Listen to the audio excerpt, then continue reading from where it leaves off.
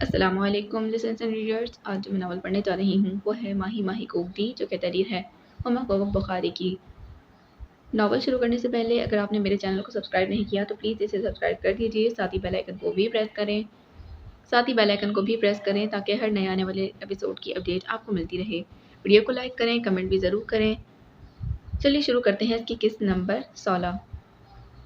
जो भी पहली नज़र के इश्क में हम क्या देख सकते हैं, सिर्फ शक्लो सूरत और बस। उमा ने तबसरा किया, और शक्ल सूरत में क्या रखा है? अगर ज़हनी हम आंगनी ना हो, एक दूसरे के लिए इज़्ज़त और एहतराम का जज्बा ना हो, तो मोहब्बत कैसे हो सकती है? मेरे ख्याल में तो मोहब्बत भड़क कर अपनी लपेट में ले लिए जाने वाला जज्बा ही नहीं, ये तो आहिस्तगी से कतरा कतरा जिस्म और रूह में सरायत कर जाने वाला जज्बा है। अपने नज़दीक खंकार की आवाज़ सुनकर वो चौंकी। सामने रिदा खड़ी थी। रिदा का फूलों का स्टॉल था। इसके दोनों हाथों में खूबसूरत कली थी, सर गुलाब की। रिदा, तुम? उम्मा चौंकी। हमें पता ही नहीं चला तुम्हारे आने का। हम देख रहे थे कितनी देर से तुम दोनों एक दूसरे के कान में गुसर गुसर करने में मगन थी। रिदा बोली, बहरहाल इस वक्त मैं तुम दोनों के लिए फूल लाई। How nice. माँ बानो खिल उठी। किसने भेजे? उम्मा के कार्ड पर नाम मौजूद है। और तुम्हें? उसने माँ बानो की तरफ इशारा किया। फूल बेचने वाले ने अपना नाम जाहिर ना करने को कहा था, और हमारे स्टॉल पर राजदारी का खास ख्याल रखा जाता है। तुम चाहो तो तुम भी फूल भेजने वाले को अपनी तरफ से फूल भिजवा सकती हो, सिर्फ 40 रुपए में। आगे तुम्हारी मर्जी के कार्ड पर नाम लिखो या नहीं। जल्दी दो, हम भी देखें कि इतने खूबसूरत फूल किसने भिजवाए हैं। अम्मा ने बेताबी से कहा। वैसे महबानों के मुतल्लिक मैं बिल्कुल ठीक ठीक अंदाज़ा लगा सकती हूँ। क्यों महबानो? ठीक कह रही हूँ ना। महबानो हंस पड़ी। रिदा इन्हें फूल और कार्ड देकर चली गई। उम्मा को फूल एडी ने भिजवाया था, और महबानों ने तजस्सुस से इर्द गिर्द देखा, और उसे यकीन था कि फूल भेजने वाला इस वक्त उसकी बेचैनी और हैरानी से महसूस होने के लिए उसकी तरफ मुतवज्जा होगा। और वो वाकई उसकी तरफ मुतवज्जा था। टीम की टोली में एडी, साद और अब्दुल्ला खड़े थे, और सब उन्हीं की तरफ मुतवज्जा थे। एडी, उमा ने मुस्कुराकर उसकी तरफ देखा, और बानो ने शर्त लगाकर ने कहा कि तुम्हें फूल साद ने भिजवाए हैं। अब यकीन कर लो कि तुम वाकई आज बहुत खूबसूरत लग रही हो। महबानों ने एक नज़र इन तीनों की तरफ देखा, फिर कार्ड पर निगाह डाली। फूल साद ने नहीं भिजवाया था, क्योंकि ये राइटिंग साद की नहीं थी। अब्दुल्ला, महबानों ने आहिस्ता से उमा से सरगोशी की। अगर मैं गलती पर नहीं हूँ तो ये फूल अब्दुल्ला ने भिजवाया है। बहुत बदजोक है साद। उमा हंसी थी। थैंक्स अब्दुल्ला, माँ बानो वहीं से चिल्लाई थी। उसने हाथ हिलाकर शुक्रिया का जवाब दिया। तुम एडी को शुक्रिया भी नहीं कहोगी? माँ बानो ने उमा की तरफ देखा था। आइडिया, वो चुटकी बजाकर बोली। मैं शुक्रिया इस तरह अदा नहीं करूंगी, आओ मेरे साथ। उसने माँ बानो का हाथ पकड़कर खींचा। इन तीनों के करीब से वो इत्मीनान से गुजरती चली गई। बहुत बेमुरवत हो माँ, एडी बोला था, लेकिन वो सुनी अनसुनी करके भीड़ में दाखिल हो गई। जहीर और ताहिरा के स्टॉल पर पहुंचकर उमा बोली थी। एक सेहरा चाहिए, उमा बोली। किसके लिए? एडी के लिए। पैसे देकर वो दूर जा खड़ी हुई, और आइसक्रीम खाते उन्हीं उन्हें तीनों की तरफ मुतवज्जा हो गई।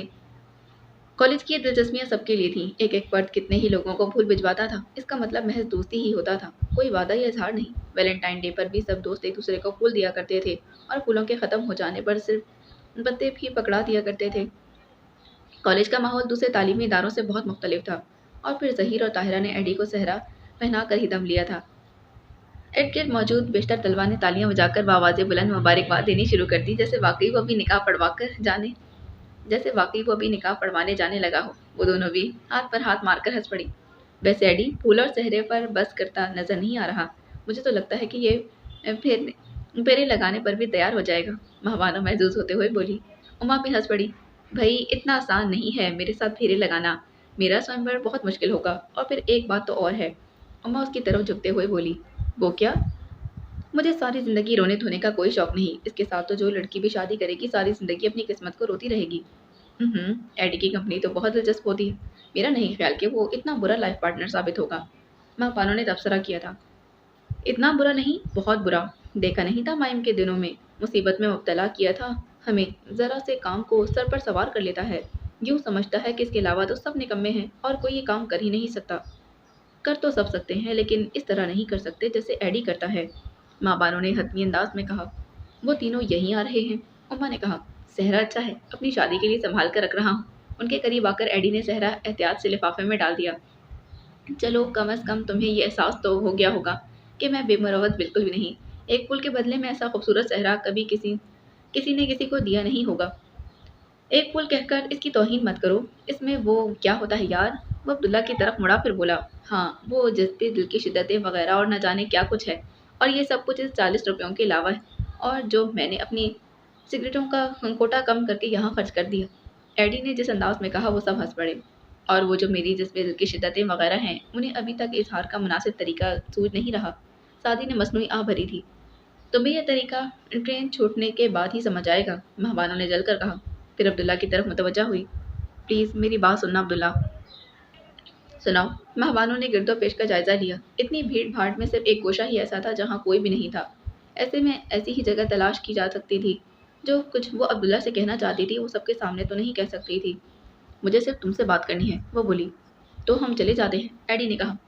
नहीं, हम चलते हैं, महबानो ने जल्दी से कहा। अब्दुल्ला कंधे उचकाकर उसके साथ हो लिया। इसके साथ कदम बढ़ाते महबानो की निगाह साथ पर पड़ी जिसकी आंखों में वाज़ेह तौर पर नापसंदीदगी थी। उसे महबानो का इस तरह अब्दुल्ला के साथ चले जाना यकीनन बुरा लगा था। महबानो को उलझन होने लगी। उसे इस किस्म के शकूक शुबहात बहुत बुरे लगते थे। सुबह ही अम्मा जान ने तंबीह की थी कि अब्दुल्ला रेशमा का मंगेतर है, यूँ जैसे महबानो को इस बात का इल्म नहीं था। और अब साद ने मुँह बिगाड़ लिया था। हाँ कहो, क्या कहना है, बिलाखिर उसके रोकने पर अब्दुल्ला ने कहा। महबानो ने सारी उलझनें ज़हन से झटक दी और सोचने लगी कि बात शुरू करने के लिए कौन से अल्फाज मुनासिब लगेंगे। देखो अब्दुल्ला, तुम साथ को ये मत बताना कि मैं भाटी में रहती हूँ। उसने सोचा लेकिन फिर खुद ही इस फिक्रे को रद्द कर दिया। ये मुनासिब नहीं है। जब साद ने कभी इजहार नहीं किया तो मैं इसका नाम क्यों लूँ। हाँ ये ठीक रहेगा कि अब्दुल्ला तुम मेरे बहुत अच्छे दोस्त हो, इसीलिए। वो मेरा अच्छा दोस्त कैसे हो गया? कल ही तो उससे मुलाकात हुई थी, लेकिन फिर कहूँ तो कैसे? ख्वामखा ही उसे यहाँ तक घसीट लाए। अब्दुल्ला उसके चेहरे के उतार चढ़ाव का जायजा ले रहा था। क्या इतनी मुश्किल बात कहनी है कि जिसके लिए अल्फाज नहीं मिल रहे? महबानो चौंक गई। तुम अच्छी फेस रीडिंग कर लेते हो। वो कैदी के साथ लगी ईंटों पर बैठ गई। अब्दुल्ला भी उसके बराबर ही बैठ गया। इतना सोचोगी तो बात नहीं कर सकोगी। उसने सिगरेट निकालकर सुलगा ली। जो बात मुझे करनी है वो सोचे समझे बगैर कर भी नहीं सकती। फिर वो कदर तौक़ुफ़ से बोली। मैंने तुमसे कहा था ना कि हम जिस चीज़ को हासिल नहीं कर सकते तो एहसास कमतरी हमें फ्रस्ट्रेशन में मुब्तला कर देती है। और एहसास कमतरी में मुब्तला होना सबसे ज़्यादा ख़तरनाक बात है। या तो ये एहसास इंसान को सबसे आगे लेकर चला जाता है या फिर पीछे छोड़ देता है और इंसान काफ़िले से बिछड़ जाता है। वो बोला था। मेरा शुमार इन लोगों में कर सकते हो जिन्हें हर वक्त काफ़िले से बिछड़ जाने का खौफ रहता है। मेरे एहसास कमतरी को कभी कोई मुस्बत राह नहीं मिली। अगर मैं कोई तुम्हारी मदद कर सका बानो तो मुझे खुशी होगी। इसीलिए तो तुम्हें यहाँ लाई थी, उसने आहिस्ता से कहा। अब्दुल्ला बगैर कुछ कहे उसकी बात का मुंतज़िर रहा। मैं जानती हूँ कि ये गलत है, ऐसा नहीं होना चाहिए, लेकिन मुझे मुसलसल ये कांटा चुभता रहता है कि यहाँ जो इतने लोग हैं, मैं इनसे कम बहुत पीछे हूँ। पागल हो तुम, किस एतबार से उनसे कम हो सकती हो? तुम्हें किस चीज़ की कमी है? शक्लो सूरत, तालीम, मैनर्स, तुम हर लिहाज से मुकम्मल हो। अब्दुल्ला ने उसे समझाने वाले अंदाज में कहा। थैंक यू अब्दुल्ला, लेकिन तुम इस बात से तो इनकार नहीं कर सकते ना, मुकम्मल तो कोई भी नहीं होता। ऑल राइट, मुकम्मल कोई नहीं होता, तो फिर तुम एहसास कमतरी में क्यों मुब्तला? अगर तुम में किसी बात किसी चीज़ की कमी है तो हर एक में किसी न किसी बात या चीज़ की कमी तो होगी। महाबानो हंस पड़ी। तुम बहुत अच्छे दोस्त हो अब्दुल्ला। मैं सुबह से कनूतियत में मुब्तला थी, लेकिन अब तुमसे ये बात करके खुद को हल्का फुल्का महसूस कर रही। हंसना अच्छा होता है, हंसती रहोगी तो बहुत सी बेमानी बातों पर कनूतियत में मुब्तला होना छोड़ दोगी। उसने सिगरेट का आखिरी कश लेकर बाकी उसने सिगरेट का आखिरी कश लेकर बाकी हिस्सा जूते से मसल दिया था। बात यह है अब्दुल्ला कि यहाँ कोई भी ये बात नहीं जानता कि मेरा ताल्लुक किस फैमिली से है, बल्कि हकीकत तो यह है कि मैंने किसी को बताया ही नहीं, यहाँ तक कि उमा को भी नहीं। क्यों? अच्छी भली तो फैमिली है। तुम्हारी अम्मा ज़रा पुराने ख्यालात की हैं, लेकिन ऐसा तो मेरी अम्मा जान के साथ भी है। मेरा नहीं ख्याल कि इस बात से कोई फ़र्क पड़ता है। और तुम्हारे अब्बा जी मेरे बाबा जान की तरह बहुत खुशमिजाज और रोशन ख्याल हैं। मेरी और तुम्हारी फैमिली में सिर्फ इतना फ़र्क है कि मैं इकलौता नहीं, तुम इकलौती हो। वैसे बेटों की हदूद तक मैं भी इकलौता ही हूँ। इसके अलावा जो सबसे बड़ा फ़र्क है वो है स्टेटस, बैंक बैलेंस और जायदाद का। बानो अब्दुल्ला के अंदाज में हैरत थी। मैं नहीं समझता था कि तुम्हारी सोच इतनी सतही होगी। तुम ये इसलिए कह रहे हो क्योंकि तुम मेरे मकाम पर नहीं हो। मैं नहीं कहती कि मुझे अपने अब्बा जी और उनके हाथ के बनाए हुए मिट्टी के बर्तनों पर फ़ख्र नहीं। मैं आज उस मकाम पर हूँ कि सिर्फ अपने अब्बा जी की वजह से हूँ। तुम अंदाज़ा नहीं कर सकते अब्दुल्ला कि मुझे उनसे कितना प्यार है। लेकिन वो पल भर को चुप हो गई, फिर बोली। लेकिन ये कांटा चुभता रहता है कि हम लोग इतने दौलतमंद नहीं जितने ये सब। उसने कॉलेज में चलते फिरते हंसते बोलते चेहरों की तरफ देखा। तुम्हारी मोहब्बत और तुम्हारे फ़ख्र पर मुझे शक होने लगा। तुम नहीं समझ सकते, वो चिड़चिड़े अंदाज में बोली, क्योंकि तुम मेरी जगह पर नहीं। जेब में 8-10 हज़ार रुपये रोज़ डाल लेने के बाद मैं ये बात कर सकती, इतनी आसानी से जितनी आसानी से तुम भी कह सकते। तुम ज़िंदगी से अपने लिए क्या चाहती? जायदाद, बैंक बैलेंस, कपड़े, ज्वेलरी और बस? मैं ये सब नहीं चाहती। उसने अब्दुल्ला की बात काटी।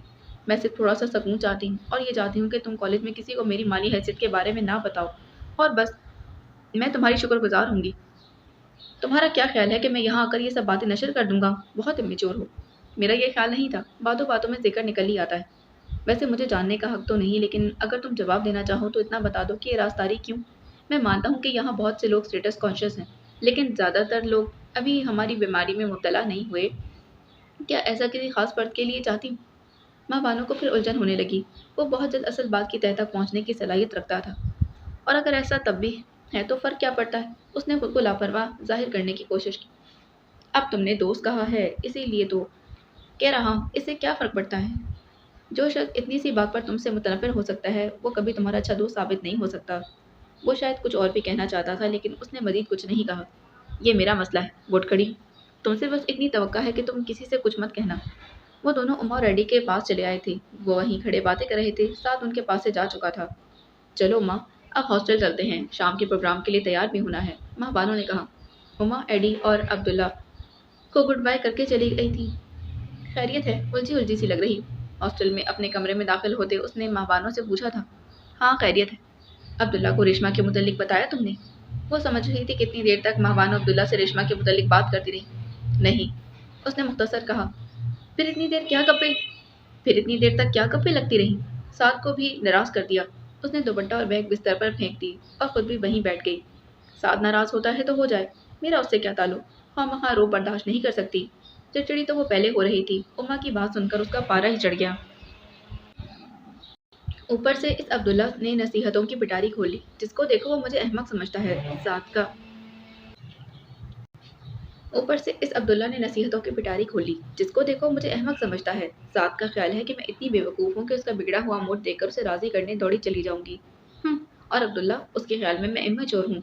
यूँ भी नसीहत करने पर खर्च ही क्या आता है? ना एक्साइज ड्यूटी, ना महसूल चंकी। लिहाजा जब दिल चाहा पिटारी खोल ली और दूसरों को थमा दी। उमा उसकी बात से कोई नतीजा अखज़ ना कर सकी। साद की हद तक तो वो समझ गई, लेकिन अब्दुल्ला के अताब का निशाना क्यों बन रहा, इसकी खबर नहीं थी। बिलाखिर बहुत सोचकर उसकी एक ही वजह समझ आई। वो नसीहतें क्यों करने लगा? कहीं तुमने उससे उसकी गर्लफ्रेंड के मुतल्लिक तो नहीं पूछ लिया? उमा ने कुछ इतने भोलपन से पूछा कि महबानों का सारा गुस्सा पल भर में उतर गया। वाह, क्या दूर की कौड़ी लाई! वो हंस पड़ी। तो फिर?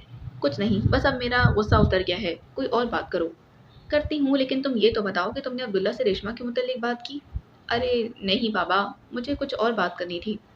मैं तो बातों बातों में एडी से पूछा था। वो बिस्तर पर महबानों के करीब होकर बैठ गई थी। वाह, क्या दूर की कौड़ी लाई हो! वो हंस पड़ी। तो फिर? कुछ नहीं, अब मेरा गुस्सा उतर गया है। कोई और बात करो। करती हूँ, लेकिन तुम ये बताओ कि तुमने अब्दुल्ला से रेशमा के मुतल्लिक बात की? अरे नहीं बाबा, मुझे कुछ और बात करनी थी। मैंने बातों बातों में एडी से पूछा था। वो बिस्तर पर माँ बानो के करीब होकर बैठ गई। क्या पूछा था? यही कि अब्दुल्ला का कोई अफेयर चल रहा है। फिर माँ बानो के अंदाज में भी दिलचस्पी उतर आई। उसने इतना बताया कि वो कभी किसी के साथ संजीदगी से इन्वॉल्व नहीं हुआ। ये नहीं है कि उसकी किसी लड़की से दोस्ती नहीं रही, लेकिन बात बस दोस्ती तक ही रही। उसकी चॉइस की लड़की अब तक नहीं मिली। एडी ने उसकी मंगनी का जिक्र अब तक नहीं किया। नहीं, शायद वो अब्दुल्ला के मार्केट वैल्यू खराब नहीं करना चाहता। माँ बानो हंस पड़ी थी। लेकिन तुमने अब्दुल्ला से क्या बात की? उम्मा इतनी आसानी से उसका पीछा छोड़ने पर राजी नहीं थी। बताती हूँ, लेकिन पहले तुम बताओ कि एडी के जज्बे दिल की शिद्दतें वगैरह कहाँ तक पहुँची हैं? वो खामखा की हिमाकत पर उतर आया है, उमा ने कहा। फिर आगे बढ़कर राजदारी से बोली। आज तो हद कर दी उसने। पता है क्या कहा मुझसे? क्या? कहने लगा कि मुझे लगता है मैं तुमसे मोहब्बत करने लगा हूँ। क्या? माँ बानो चिल्लाई थी। सच कह रही हो? तो और क्या? फिर तुमने क्या कहा? उसने बेताबी से पूछा था। मैंने कहा कि मुझ पर अब तक ऐसा कोई इंकिशाफ नहीं हुआ। तो पता है कि उसने क्या कहा? वो कहने लगा कि इस वक्त तक इंतज़ार कर सकता है जब तक मुझ पर ये इंकिशाफ नहीं हो जाता। मैंने कहा था ना कि वो एक फूल पर बस करता नजर नहीं लग रहा। बस मैं काश तुमने काश मैंने तुमसे इस वक्त शर्त लगा ली होती। माँ बानो हंस पड़ी। तुम्हारा क्या ख्याल है, एडी सीरियस है इस मामले में? मुझे तो 100% यकीन है। क्यों, तुम्हें क्यों शक है इस बारे में? शक की बात नहीं है, वो बोली, पर ऐसा नहीं होना चाहिए। देखो ना, ये तो खामखा खुद को मुसीबत में मुब्तला करने वाली बात हुई। हमारी दोस्ती में आज तक मजहब हाइल नहीं हुआ, लेकिन एडी जिस तरफ बढ़ रहा है वहाँ हर कदम पर मजहब दरमियान में आएगा, और हम दोनों में से कोई भी अपने मजहब को रद्द नहीं कर सकता। ये तो है, एडी को भी ये समझना चाहिए। वो तो पागल है, लेकिन मुझे पागल नहीं बनना। وہ تو پاگل ہے لیکن مجھے پاگل نہیں بننا، اما نے کہا۔ تمہیں اندازہ نہیں ہے بانو کہ میں نے یہاں کتنی مشکلوں سے داخلہ لیا ہے۔ ڈیڈی اور ممی کا کہنا تھا کہ میں وہی داخلہ لے لوں، وہاں نہیں لیتی تو انڈیا چلی جاؤں، لیکن یہاں نہ آؤں۔ کتنی عجیب بات ہے، یہ شہر اس ملک کا حصہ ہے جس سے میں جنون کی حد تک محبت کرتی ہوں، لیکن ممی ڈیڈی مجھے یہاں آنے کی اجازت نہیں دے رہے تھے۔ ہمارے ہاں سے کوئی بھی آنا یہاں پسند نہیں کرتا، لیکن میں یہاں آنا چاہتی تھی۔ ممی ڈیڈی کا دل تو میرے رونے دھونے اور بھوک ہڑتال سے پسیج گیا، لیکن وجے میرا بھائی، وہ کسی بھی صورت مجھے یہاں بھیجنے پر راضی نہیں تھا۔ پھر انہی دنوں سے امریکہ جانا پڑا اور اس کی غیر موجودگی میں یہاں پر آ گئی۔ وہ اب تک مجھ سے ناراض ہے، بات نہیں کرتا مجھ سے۔ میرا خیال ہے کہ تمہارے گھر والوں کو اندازہ نہیں کہ یہاں کے لوگ کتنے کھلے دل کے ہیں۔ تم 4 سال اس کالج میں رہو، شہر کی سڑکوں پر نکلو گی، ملاؤ کی، اور تم اس تمام عرصے میں کوئی بھولے سے یہ نہیں پوچھے گا کہ تم کہاں کی رہنے والی ہو یا تمہارا مذہب کیا ہے۔ لیکن یہ بات وہاں کوئی نہیں جانتا۔ جب میں ڈائننگ ٹیبل پر کھانے کے دوران سب کو بتاتی کہ ہمارا کالج چھوٹا سا پاکستان ہے، جس میں پاکستان کے ہر علاقے کی ہر زبان بولنے والے طالب علم موجود ہیں، ہر ایک سے دوستی ہے، تو یہی سمجھتے ہیں کہ میں در حقیقت اپنی صفائی پیش کر رہی ہوں۔ ایسا کرو کہ کسی دن اپنے گھر والوں کو یہاں لے کر آؤ، وہ خود اپنی آنکھوں سے دیکھ لیں گے۔ میرا مسئلہ یہ ہے کہ میں اپنے ملک اور اس کے لوگوں سے محبت کرتی ہوں۔ بھارت میں بابری مسجد کی بے حرمتی ہوتی ہے تو میرا دل دکھتا ہے، اور اس کے جواب میں مندر گرائے جاتے ہیں تو بھی میرا دل دکھتا ہے۔ ہمارے گھرانے کے مسلمانوں کے گھرانے سے بہت اچھے تعلقات ہیں، ہم ان کے ساتھ اٹھتے بیٹھتے ہیں، کھاتے پیتے ہیں، بلکہ اپنے ہر روزمرہ معاملات میں مذہب کو اتنی اہمیت بھی نہیں دیتے۔ لیکن شادی بیاہ وغیرہ ایسے معاملات ہیں جن میں کوئی بھی مذہب کو نظر انداز نہیں کر سکتا۔ ہم مسلمان لوگوں کا حال بھی مختلف تو نہیں، ہم بھی رمضان اور محرم کے علاوہ صرف شادی بیاہ پر ہی اسلام کا نام لیتے ہیں۔ ایڈی کے گھر والے خواہ کتنے ہی آزاد خیال سہی، لیکن وہ اسے کسی ہندو فیملی میں شادی کی اجازت کبھی نہیں دیں گے۔ یہ میرے لیے وہ مذہب چھوڑ سکتا ہے اور نہ ہی میں اس کے لیے، اسی لیے میں نہیں چاہتی کہ یہ بات آگے بڑھے۔ پتہ نہیں کیوبٹ کے سب تیر غلط کیوں لگتے ہیں، اندھا ہے نا، لیکن کام دیوتا اندھا نہیں ہے۔ کام دیوتا وہ کون ہے؟ ماں بانو نے پوچھا تھا۔ ہم ہندوؤں کا کیوپٹ اندھا نہیں ہے، پر شرارتی بہت ہے۔ کیوپٹ ہو یا کام دیوتا، تیر ہمیشہ غلط ہی چلتا ہے۔ ماں بانو کے ذہن میں زرینہ خالہ کا خیال آ گیا تھا۔ اما صرف ہنس کر رہ گئی۔ پتہ نہیں اما کیا بات ہے، لیکن ایک احساس میرا پیچھا نہیں چھوڑ رہا۔ کیسا احساس؟ اس نے سوالیہ نگاہوں سے ماں بانو کی طرف دیکھا۔ زرینہ خالہ کی کہانی ختم ہوئے برسوں بیت چکے تھے، ایک زمانہ ہو گیا تھا۔ ان کا وجود مٹی میں ملے ہوئے، حالات کی جھیل میں کنکر گرنے سے اگر کوئی ہلچل ہوتی تب بھی اب سطح پرسکون ہو گئی ہے، لیکن مجھے لگتا ہے اما کہ جیسے اس سکون کی تہ میں بہت سے طوفان چھپے ہوئے ہیں۔ وہ تو ہے، جس دشمنی کا بیج بویا جا چکا ہے اس کا پھل تو کاٹنا ہی پڑے گا۔ نہیں اما، تم میری بات نہیں سمجھی۔ پتہ نہیں کیوں مجھے یہ احساس ہو رہا ہے کہ جیسے یہ کہانی ابھی ختم نہیں ہوئی، جیسے یہ کہانی نئے کرداروں کے ساتھ دہرائی جانے والی ہے، اور ان نئے کرداروں میں ایک کردار میں بھی ہوں۔ اما خاموشی سے اسے تکتی رہی۔ زرینہ خالہ کی صندوقچی کھولتے یہ احساس بہت شدید تھا۔ پھر میں نے ان کی کہانی سنی تو سوچا کہ اس میں تو کچھ نہیں بچا، یہ باب تو مدت ہوئی بند ہو چکا، لیکن میرا یہ احساس میری سوچ پر حاوی ہو گیا۔ تم میری بات سے اتفاق تو نہیں کرو گی؟ لیکن اما کے انداز میں تذبذب تھا۔ لیکن کیا؟ دیکھو میرا مذاق مت اڑانا، خود مجھے بھی اپنی بات کی حماقت کا احساس ہے، لیکن میں صرف ایک توجہ پیش کر رہی ہوں۔ وہ اب متذبذب تھی۔ تم کہو تو، تم 2 جنموں کو بھی نہیں مانتی، میں بھی اسے تسلیم کرنے پر تیار نہیں، لیکن یوں ہی ایک خیال سا آ گیا تھا۔ ماں بانو کے ہونٹوں پر مسکراہٹ آ گئی۔ وہ اماں کا مذاق اڑانا نہیں چاہتی تھی، اس لیے ٹیشو پیپر منہ کے آگے رکھ کر کھانسنے لگی۔ اماں کو اندازہ ہو گیا تھا کہ ماں بانو کیا سوچ رہی ہے۔ ابھی وہ کچھ کہنا ہی چاہتی تھی کہ دروازہ کھول کر نیہا اندر داخل ہوئی۔ اماں اور نیہا روم میٹ تھی۔ میں نے تم لوگوں کو ڈسٹرب تو نہیں کیا؟ اس نے اندر آ کر دروازہ بند کر دیا۔ بالکل نہیں، اماں نے خوش دلی سے کہا۔ نیہا بہت رنگ میں لگ رہی تھی۔ کندھے پر رکھا بیگ اس نے بستر پر پھینکا، ہاتھ میں تھامے ڈھیروں پھول بھی کمرے میں اچھال دی، سوائے ایک پھول کے۔ ماں بانو اور اماں نے مسکراتے ایک دوسرے کو معنی خیز نظروں سے دیکھا۔ نیہا گنگنانے لگی۔ پھر وہ ان کی طرف مڑی۔ شاید بہت بدذوق لگتا ہے، اتنے خوبصورت موسم میں ٹھوکر کا ذکر کرتا ہے، اتنا ضروری بھی نہیں، کمبخت تو تھوڑی دیر اتنے حسین موسم کا لطف لے لینے دیتا ہوتا۔ کمبخت نے تھوڑی دیر تو اتنے حسین موسم کا لطف لے لینے دیا ہوتا۔ اماں ہنس پڑی۔ ایسے موسم میں ہی تو ٹھوکر لگنے کا خدشہ زیادہ ہوتا ہے۔ شاعر نے حل بھی تو بتا دیا کہ دھیرے دھیرے چلو گی تو ٹھوکر سے محفوظ رہو گی، ماں بانو بولی تھی۔ جیسے تم نے یہ گلاب پکڑ رکھا ہے، احتیاط سے پکڑو گی تو کانٹے نہیں چبھیں گی، اما نے کہا۔ نیہا دم سے بستر پر بیٹھ گئی تھی۔ اس گلاب کے کانٹوں سے مجھے چبھنے کا خوف محسوس نہیں ہو رہا، نہ ہی اس موسم میں ٹھوکر لگنے کا ڈر ہے۔ یہ بھی گئی کام سے، اما بولی۔ زور کس پر ہوا؟ بھی پر؟ اور کون کون شکار ہوا ہے؟ اس نے اپنی سرمی آنکھوں کو اس کے چہرے پر گاڑ کر پوچھا تھا۔ ہم دونوں میں سے کوئی شکار نہیں ہو، یوں ہی کالج کے بارے میں عمومی بات کی تھی، ماں بانو نے جلدی سے کہا۔ اچھا، میں کچھ اور سمجھی تھی، لیکن ہم کچھ نہیں سمجھے۔ تم بتاؤ کہ یہ پھول تمہیں کس نے دیا ہے؟ ماں بانو نے پوچھا تھا۔ چھوڑو بھی، اس نے تو صرف دوستی کی غرض سے دیا ہے، میرے ساتھ ساتھ اور بھی بہت سی لڑکیوں اور لڑکوں کو دیا ہے، لیکن خوش ہو جانے میں کیا حرج ہے؟ وہ ہنسی تھی۔ کیا حماقت ہے، ہم لڑکیوں کی اتنی بے معنی باتوں پر بھی خوش ہو جایا کرتی ہیں، اماں نے کہا تھا۔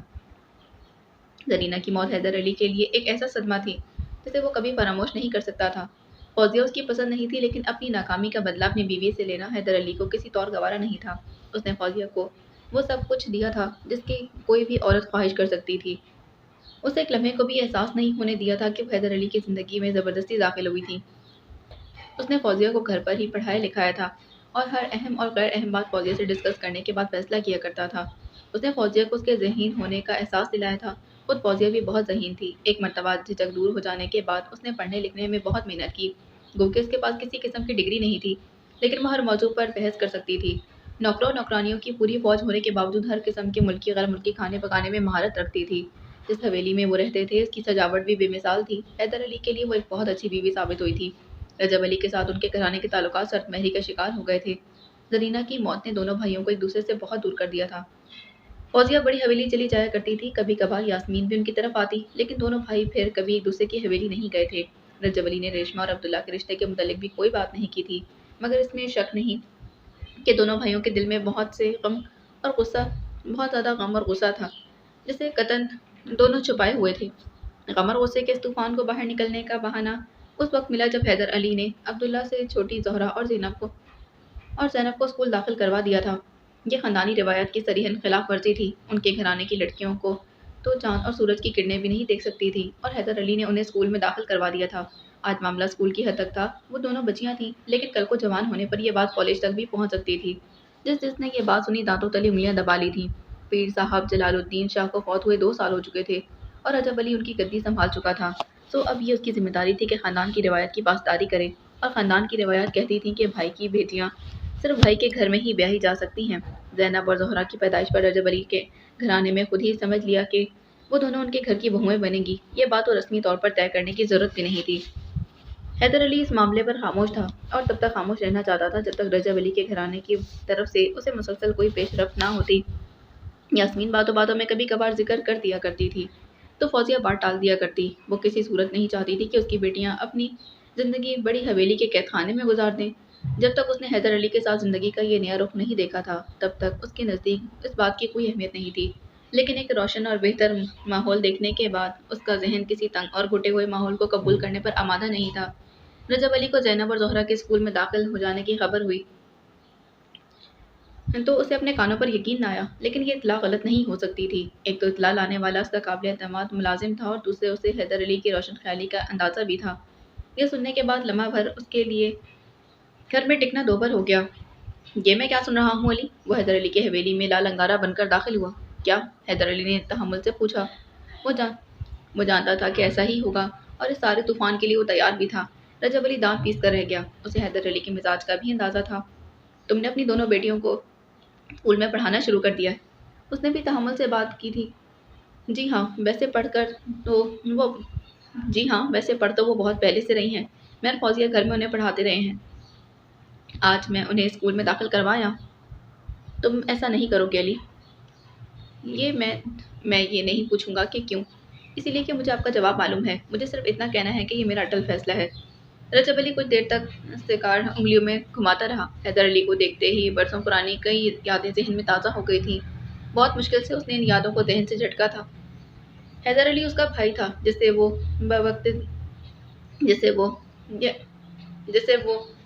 شدید محبت اور اتنی ہی شدید نفرت بھی کرتا تھا۔ جس سے وہ شدید محبت اور اتنی ہی شدید نفرت بھی کرتا تھا۔ اس وقت وہ چاہتا تھا کہ اس کی محبت غالب رہے، لیکن نہ جانے کیوں بار بار نفرت سر اٹھا رہی تھی۔ اسے کچھ کہنے سے قبل رجب علی اپنی اسی نفرت پر قابو پانے کی کوشش کر رہا تھا۔ آل رائٹ، مجھے اعتراض نہیں، اور یہ رعایت اسی لیے کہ مجھے تم سے بہت محبت ہے۔ تم بچیوں کو پڑھانا چاہتے ہو تو ضرور پڑھاؤ، لیکن اس طرح جیسے تم نے فوزیہ بھابھی کو گھر میں پڑھایا ہے۔ دونوں بچیاں اسکول نہیں جائیں گی۔ زہرا اور زینب میری بیٹیاں ہیں، ان کے متعلق اس قسم کا کوئی بھی فیصلہ کرنے کا اختیار صرف مجھے اور فوزیہ کو ہے۔ مجھے افسوس ہے کہ میں آپ کی بات رد کر رہا ہوں۔ بہت غلط کر رہے ہو علی، آج کے دن تم انہیں اسکول لے گئے، یہ کوئی چھوٹی خطا نہیں، لیکن تمہاری محبت میں مجبور ہو کر میں اسے نظر انداز کر رہا ہوں۔ کل وہ گھر سے نہیں نکلیں گی۔ میں نے کبھی آپ کے گھریلو معاملات میں مداخلت نہیں کی، اور مجھے امید ہے کہ آپ بھی ایسا نہیں کریں گی، حیدر علی نے کہا تھا۔ تم مداخلت کر بھی نہیں سکتے، کیونکہ میں خاندان کی کسی روایت سے انحراف نہیں کرتا، اور میں تمہارے معاملات میں مداخلت اسی لیے کر سکتا ہوں کیونکہ میں تمہارا بڑا بھائی ہوں اور پیر ہوں، رجب علی نے کہا۔ تمہیں اندازہ ہی نہیں کہ گاؤں میں کیسی کیسی باتیں پھیلی ہوئی ہیں، کتنی تو ہو رہی ہے۔ کیا آپ سیدوں کے، پیروں کے خاندان کی بیٹیاں غیروں میں جا کر پڑھیں گی، گھر سے نکلیں گی؟ نہ تو ہمیں ان سے نوکریاں کروانی ہے اور نہ ہی ان کی کمائی کھانی ہے۔ میرا خیال ہے کہ آپ کو خود بھی اپنی بات کے بے معنی ہونے کا احساس ہے۔ پڑھنے لکھنے کا مطلب نوکری کروانا یا کمائی کھانا تو ہرگز نہیں۔ اس کا مطلب تو یہ ہے کہ ہم انسانیت کے اعلیٰ درجے پر فائز ہو سکیں۔ میں نہیں چاہتا کہ میری بیٹیاں بھیڑ بکریوں کی طرح زندگی بسر کریں۔ اولاد کو ان کا جائز حق دینا والدین کا فرض ہوتا ہے۔ رجب علی نفرت کے جذبے کو خود سے دور رکھنے کی جتنی کوشش کر رہا تھا، حیدر علی اتنا ہی اسے ہوا دے رہا تھا۔ ٹھیک ہے، تم اپنا فرض پورا کرو، میں اپنا فرض پورا کروں گا۔ میرا فیصلہ، کل سے بچیاں گھر سے باہر نہیں جائیں گی۔ پھر جب ہم دونوں کا فیصلہ اٹل ہے تو پھر کل کا سورج بھی کوئی دور نہیں، نتیجہ کل پر چھوڑ دیں۔ اب بھی وقت ہے علی، زینب اور زہرا تمہاری بیٹیاں ہی نہیں، میری ہونے والی بہوئیں بھی، یہ بات مت بھولنا۔ رجب علی کا انداز دھمکی دینے والا تھا۔ لیکن یہ بات کب طے ہوئی ہے؟ یہ بھی اسی طرح اٹل رشتہ ہے جس طرح عبداللہ اور ریشمہ کا رشتہ اٹل ہونا۔ رجب علی کو غالباً اندازہ تھا کہ حیدر علی کی دکھتی رکھ وہ بات آپ خود طے کر کے گئے تھے، لیکن زینب اور زہرا کے سلسلے میں کبھی ایسی کوئی بات نہیں ہوئی۔ ان کی قسمت کا فیصلہ میں نہیں کر سکتا، اور وہ ابھی اتنی چھوٹی ہیں کہ اپنی رائے نہیں دے سکتی۔ پھر یہ مناسب وقت بھی نہیں۔ ہاں، اگر 10-12 سال بعد آپ یہ پیشکش کریں تو میں ضرور غور کروں گا اس پر۔ یہ اتنا آسان نہیں ہے۔ رجب علی نے سگریٹ کی راکھ جھاڑی۔ عبداللہ اور ریشمہ کا رشتہ ان کی مرضی کے بغیر طے ہوا ہے۔ پیر گھرانے کی کسی بیٹی کی شادی نہیں ہوتی، اور یہ بھی تم جانتے ہو، اسی لیے یہ رشتہ رسمی طور پر طے کرنا ضروری تھا۔ لیکن چھوٹے بھائی کی بیٹیاں ہمیشہ بڑے بھائی کے گھر بیاہی گئی ہیں۔ یہ ایسی روایت ہے کہ جس کے بعد رسمی طور پر کچھ طے کرنے کی ضرورت نہیں ہوتی۔ تم دونوں بچیوں کو اپنی بیٹیاں سمجھتے رہے، اور پھر میں دونوں کو اپنی بہویں سمجھتا رہوں گا۔ اس کے بعد جو تم سے ہو سکے وہ تم کرو، اور جو مجھ سے ہو سکے گا وہ میں کروں گا۔ بہو گھر کی عزت ہوتی ہے، اور اپنی عزت کی حفاظت کرنا میں جانتا ہوں۔ رجب علی دھمکی دے کر جا چکا تھا۔ فوزیہ کو علم ہوا تو فکر مند ہو گئی۔ اب کیا ہوگا؟ ہونا کیا ہے، میرے فیصلے پر عمل کرنے سے مجھے اللہ تعالیٰ کی ذات کے علاوہ کوئی نہیں روک سکتا، لیکن وہ کچھ بھی کر سکتے ہیں۔ میں اپنی بیٹیوں کو کسی تکلیف میں مبتلا ہوتے نہیں دیکھ سکتی۔ دونوں بچیاں مجھے اتنی پیاری ہیں کہ انہیں نظروں سے اوجھل کرنے کو دل ہی نہیں چاہتا، ورنہ میں انہیں کسی دوسرے شہر میں بورڈنگ میں داخل کروا دیتا، حیدر علی نے کہا تھا۔ یہ تو بالکل مت کریں۔ وہ پتہ لگاتے ہوئے وہاں پہنچ گئے، اور بچیوں کو کوئی نقصان پہنچا دیا تو کیا ہوگا؟ یہاں ہم دونوں ہیں، وہ لوگ جو قدم بھی اٹھائیں گے سوچ سمجھ کر ہی اٹھائیں گے۔ زینب اور زہرا قریبی شہر کے اسکول میں پڑھ رہی تھی، جبکہ عبداللہ ان دنوں لاہور میں بورڈنگ میں داخل تھا۔ اگلی صبح حیدر علی بچیوں کو اسکول لے کر جا رہا تھا۔ ان کی کار کے پیچھے ایک جیپ میں گن مین اور محافظ سوار تھے، خود ان کی کار میں بھی ایک گن مین موجود تھا۔ کافی رستہ خیریت سے طے ہو چکا تھا۔ بڑی سڑک تھوڑی ہی دور تھی۔ ارد گرد پھیلے ہوئے وسیع کھیتوں سے ان کی گاڑیوں پر فائرنگ کی گئی۔ دوسری طرف سے بھی جوابی کارروائی کی گئی۔ دونوں فریقین کا خاصا نقصان ہوا تھا، لیکن حیدر علی اور دونوں بچیوں کو معمولی چوٹیں آئی تھیں۔ اس واقعے کے بعد دونوں فریقین کے درمیان کھلی جنگ شروع ہو چکی تھی۔ حیدر علی نے عبداللہ کو بیرون ملک بھجوا دیا تھا۔ دونوں بیٹیاں مری کانوینٹ میں پڑھ رہی تھیں، اور کسی کو اس بات کی خبر نہ لگنے دی کہ ان کے بچے کہاں ہیں۔ تمام تر غصے کے باوجود حیدر علی نے کبھی رجب علی کے اولاد کو نقصان پہنچانے کے بارے میں نہیں سوچا تھا۔ رجب علی ان کی حویلی سے ایسا نکلا کہ اب وہاں صرف فاتح کی حیثیت سے ہی داخل ہونا چاہتا تھا۔ اس نے حیدر علی کو تنگ کرنے میں کوئی کسر نہ چھوڑی تھی۔ جب یہ معلوم نہ ہو سکا کہ تینوں بچے کہاں ہیں تو جائیداد اور زمین کے بارے میں فساد ہوئے۔ کتنے مربع کس بھائی کو ملنے چاہیے، کون سی زمین کی کتنی پیداوار ہے، کسے زیادہ پیداوار والی زمین مل رہی ہے، وغیرہ۔ سخاوت علی رجب علی کے ساتھ رہ رہا تھا۔ عادات اور اعتبار کے لحاظ سے وہ بھی ویسا ہی تھا۔ اس کی اور رجب علی کی زمین اور جائیداد سب سانجی تھی۔ حیدر علی کے خلاف وہ بھی بڑے بھائی کے خلاف صف آرا تھا۔ दिन बीते चले गए। नफरत का बोया हुआ बीज बढ़कर तनावर दरख्त बन गया। जब हैदर अली को एहसास हुआ कि अब अब्दुल्ला की जान को खतरा कम हो गया है तो उसे वापस बुला लिया गया। यूं भी अब उनके घर को एक नौजवान बेटे की ज़रूरत थी। रजब अली के 6 बेटे थे और तकरीबन सभी जवान थे। जोहरा सीनियर कैम्ब्रिज कर चुकी थी, जबकि जैनब कर रही थी। पहले तो माँ बाप दोनों बेटियों से मिलने खुद ही चले जाते थे और फिर अब बेटियों के और पर अब बेटियां अपने घर ही आना चाहती थी। मामलात इस नहज पर पहुंच चुके थे कि अब्दुल्ला की पाकिस्तान में मौजूदगी ज़रूरी हो चुकी थी। माँ बानो के जाने के बाद रेशमा उसके मुतालिक सोचती रही थी। इसकी दुनिया इस कदर महदूद थी कि वो एक ही बात के मुतालिक कई दिनों तक सोचती रहती थी और उकताती नहीं थी। न जाने उनकी न जाने उसकी उनसे मुलाकात होती भी है या नहीं। उसने सोचा, पता नहीं वो कैसे होंगे। करीमन कहती है कि बहुत अच्छे। जब वो अपनी खाला से मिलने उनके गांव जाती है तो उन्हें देख कर आती है और मैं उसकी आंखों में उसकी छवि खोजती रह जाती। अम्मा जान भी तो बहुत तारीफ करती हैं उन सब की। अगर वो सब इतने अच्छे हैं तो फिर खुदा जाने ये दूरी क्यों है। पता नहीं नफरत के बादल कब छटेंगे। वो तसव्वुर में मेहमानों को इन कपड़ों में देखने लगी जो अभी कल ही उसे दिए थे। वो अच्छी लग रही होगी, बहुत अच्छी। पता नहीं क्यों उसे कभी ये यकीन नहीं आया कि वो खूबसूरत है, हालांकि वो तो बहुत प्यारी है। वो इन्हीं सोचों में गुम थी कि करीमन दरवाज़ा खोलकर अंदर दाखिल हुई। उसका चेहरा बता रहा था कि वो रिमजो से मिलकर आई है। रिमजो से मिलकर आई? उसने करीमन से पूछा। करीमन ने छोटी छोटी आंखों में हैरत की चमक उतर आई। उसको आपको कैसे मालूम हुआ बीबी? ये मालूम करना क्या मुश्किल है, तुम्हारा चेहरा बता रहा है। करीमन हंसती थी। पता है बीबी, आज मेरी फरमाइश पर रिमजो ने मुझे चाट खिलाई और ये परांदा भी उसी ने दिलाया है मेरे लिए। और ये परांदा भी वही लाया है मेरे लिए। उसने ओढ़नी की एक तरफ से सरका कर तेल से भीगे बालों वाली चोटी आगे कर दी थी। तू बहुत खुशनसीब है करीमन, बगैर रोक टोक के जहाँ जाना चाहती है चली जाती है। लोगों से मिलती है, हंसती है, रोती है और जिसे पसंद करती है उससे मिल भी लेती है। रिश्मा के लहजे में हैरत उतर आई थी। ना बीबी, ये सब दूर की बातें हैं। हर एक के अपने दुख होते हैं। जो दुख मुझे हैं वो आपको नहीं, और जिन दुखों से आप तड़पती हैं वो मेरे नहीं। तुझे क्या दुख है? मुझे? करीमा ने रेशमा के पांव दबाते कहा। रिमजो मुझे अच्छे अच्छे कपड़े और खूबसूरत गहनों में देखना चाहता है। कहता है कि शादी के बाद तुझे सोने में पीला कर दूंगा।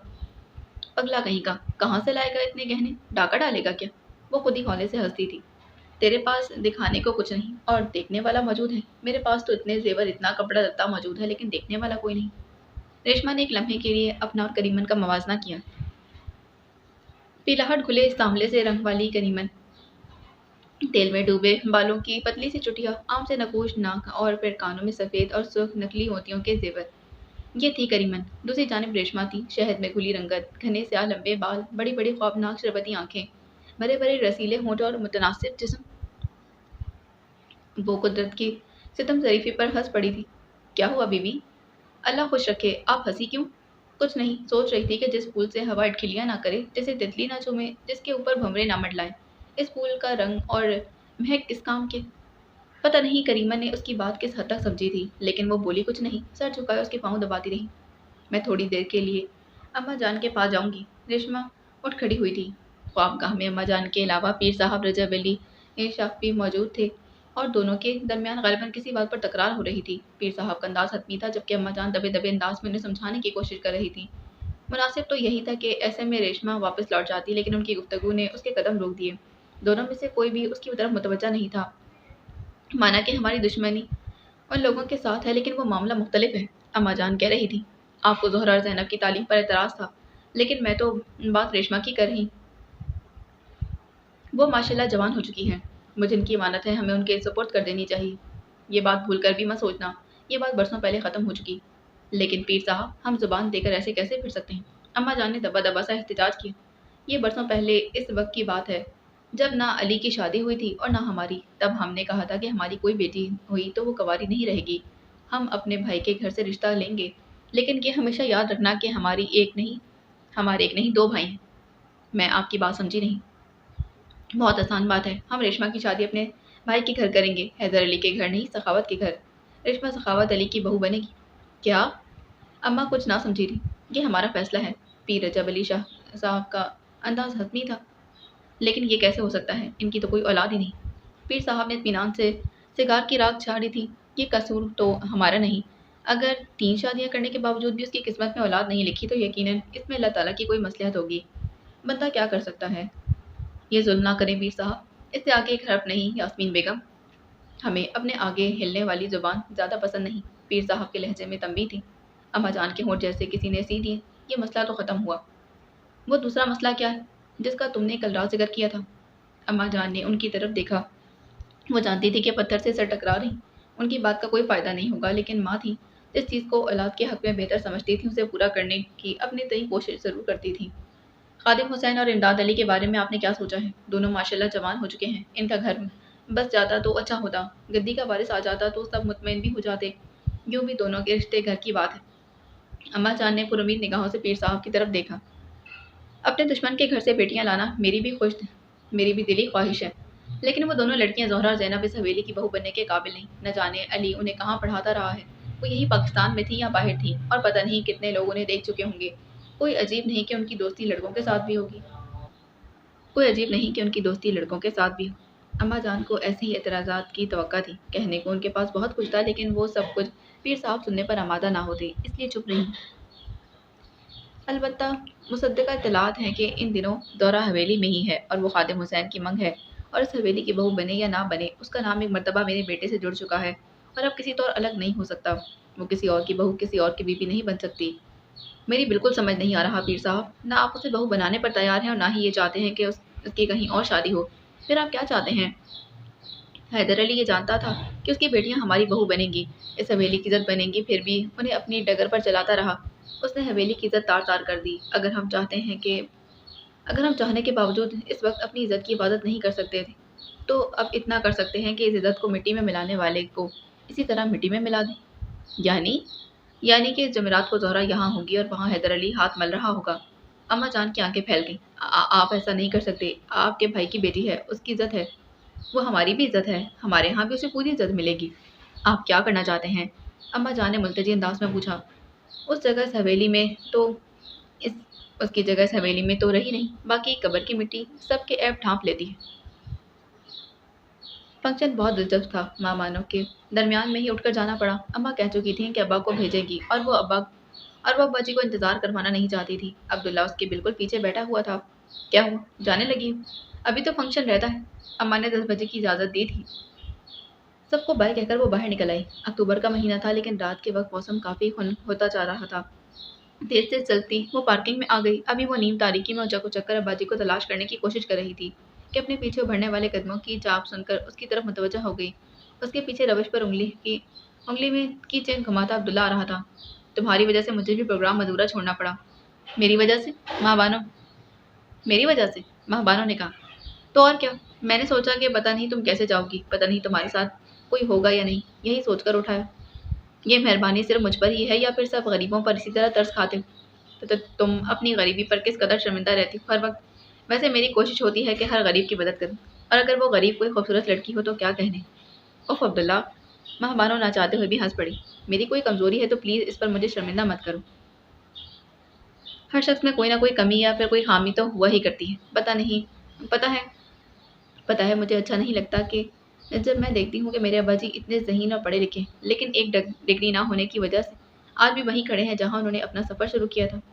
اور رہ گئی یہ بات کہ غریب لڑکی خوبصورت بھی ہو تو یہ مسئلہ ذرا ٹیڑھا ہے۔ یہاں تم غلط دروازے پر دستک دے رہے ہو، کیونکہ میں غریب ہونا تو مانتی ہوں لیکن خوبصورتی ہرگز نہیں۔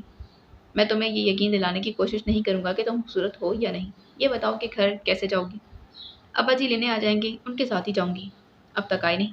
بس 10 ساڑھے 10 کا ٹائم دیا تھا نا اماں جان نے، ویگن پر آتے آتے دیر سویر تو ہو ہی جاتی۔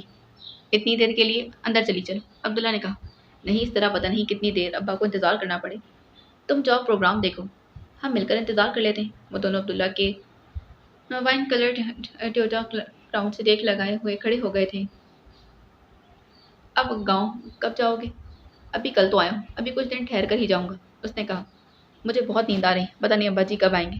کل سارے سفر میں تم سوتی رہی، صبح کالج بھی دیر سے آئی، جس کا مطلب ہے کہ گھر میں بھی تم نے نیند پوری کر لی، پھر اب اتنی جلدی پھر نیند آ رہی ہے؟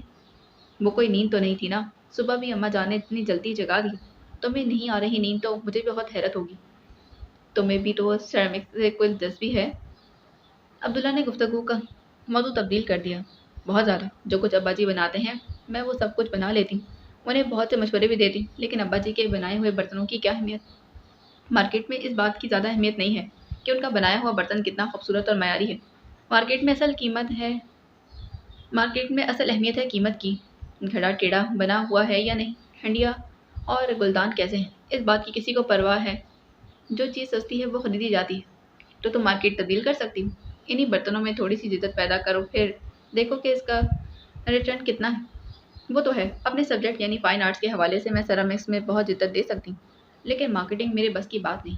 फिर इसके लिए सरमाया भी चाहिए जो हमारे पास नहीं। मार्केटिंग तो इतना मुश्किल काम नहीं। मैं आज सुबह तुम्हारे घर में देख रहा था, वहाँ सहन में काफ़ी सारे बर्तन पड़े हुए थे। इन्हें देखकर महसूस होता था कि इन्हें बनाने वाले वो जैसे जमाल है जो किसी आम कुम्हार के पास नहीं। तुम्हारे बच्ची से इधर उधर की बातें भी हुई, वो भी मुझे मुख्तलिफ लगे। कुम्हार लफ्ज़ सुनकर एक तस्वर जहन में आता है, वो वैसे नहीं। मुझे बहुत खुशगवार हैरत हुई उनसे मिलकर।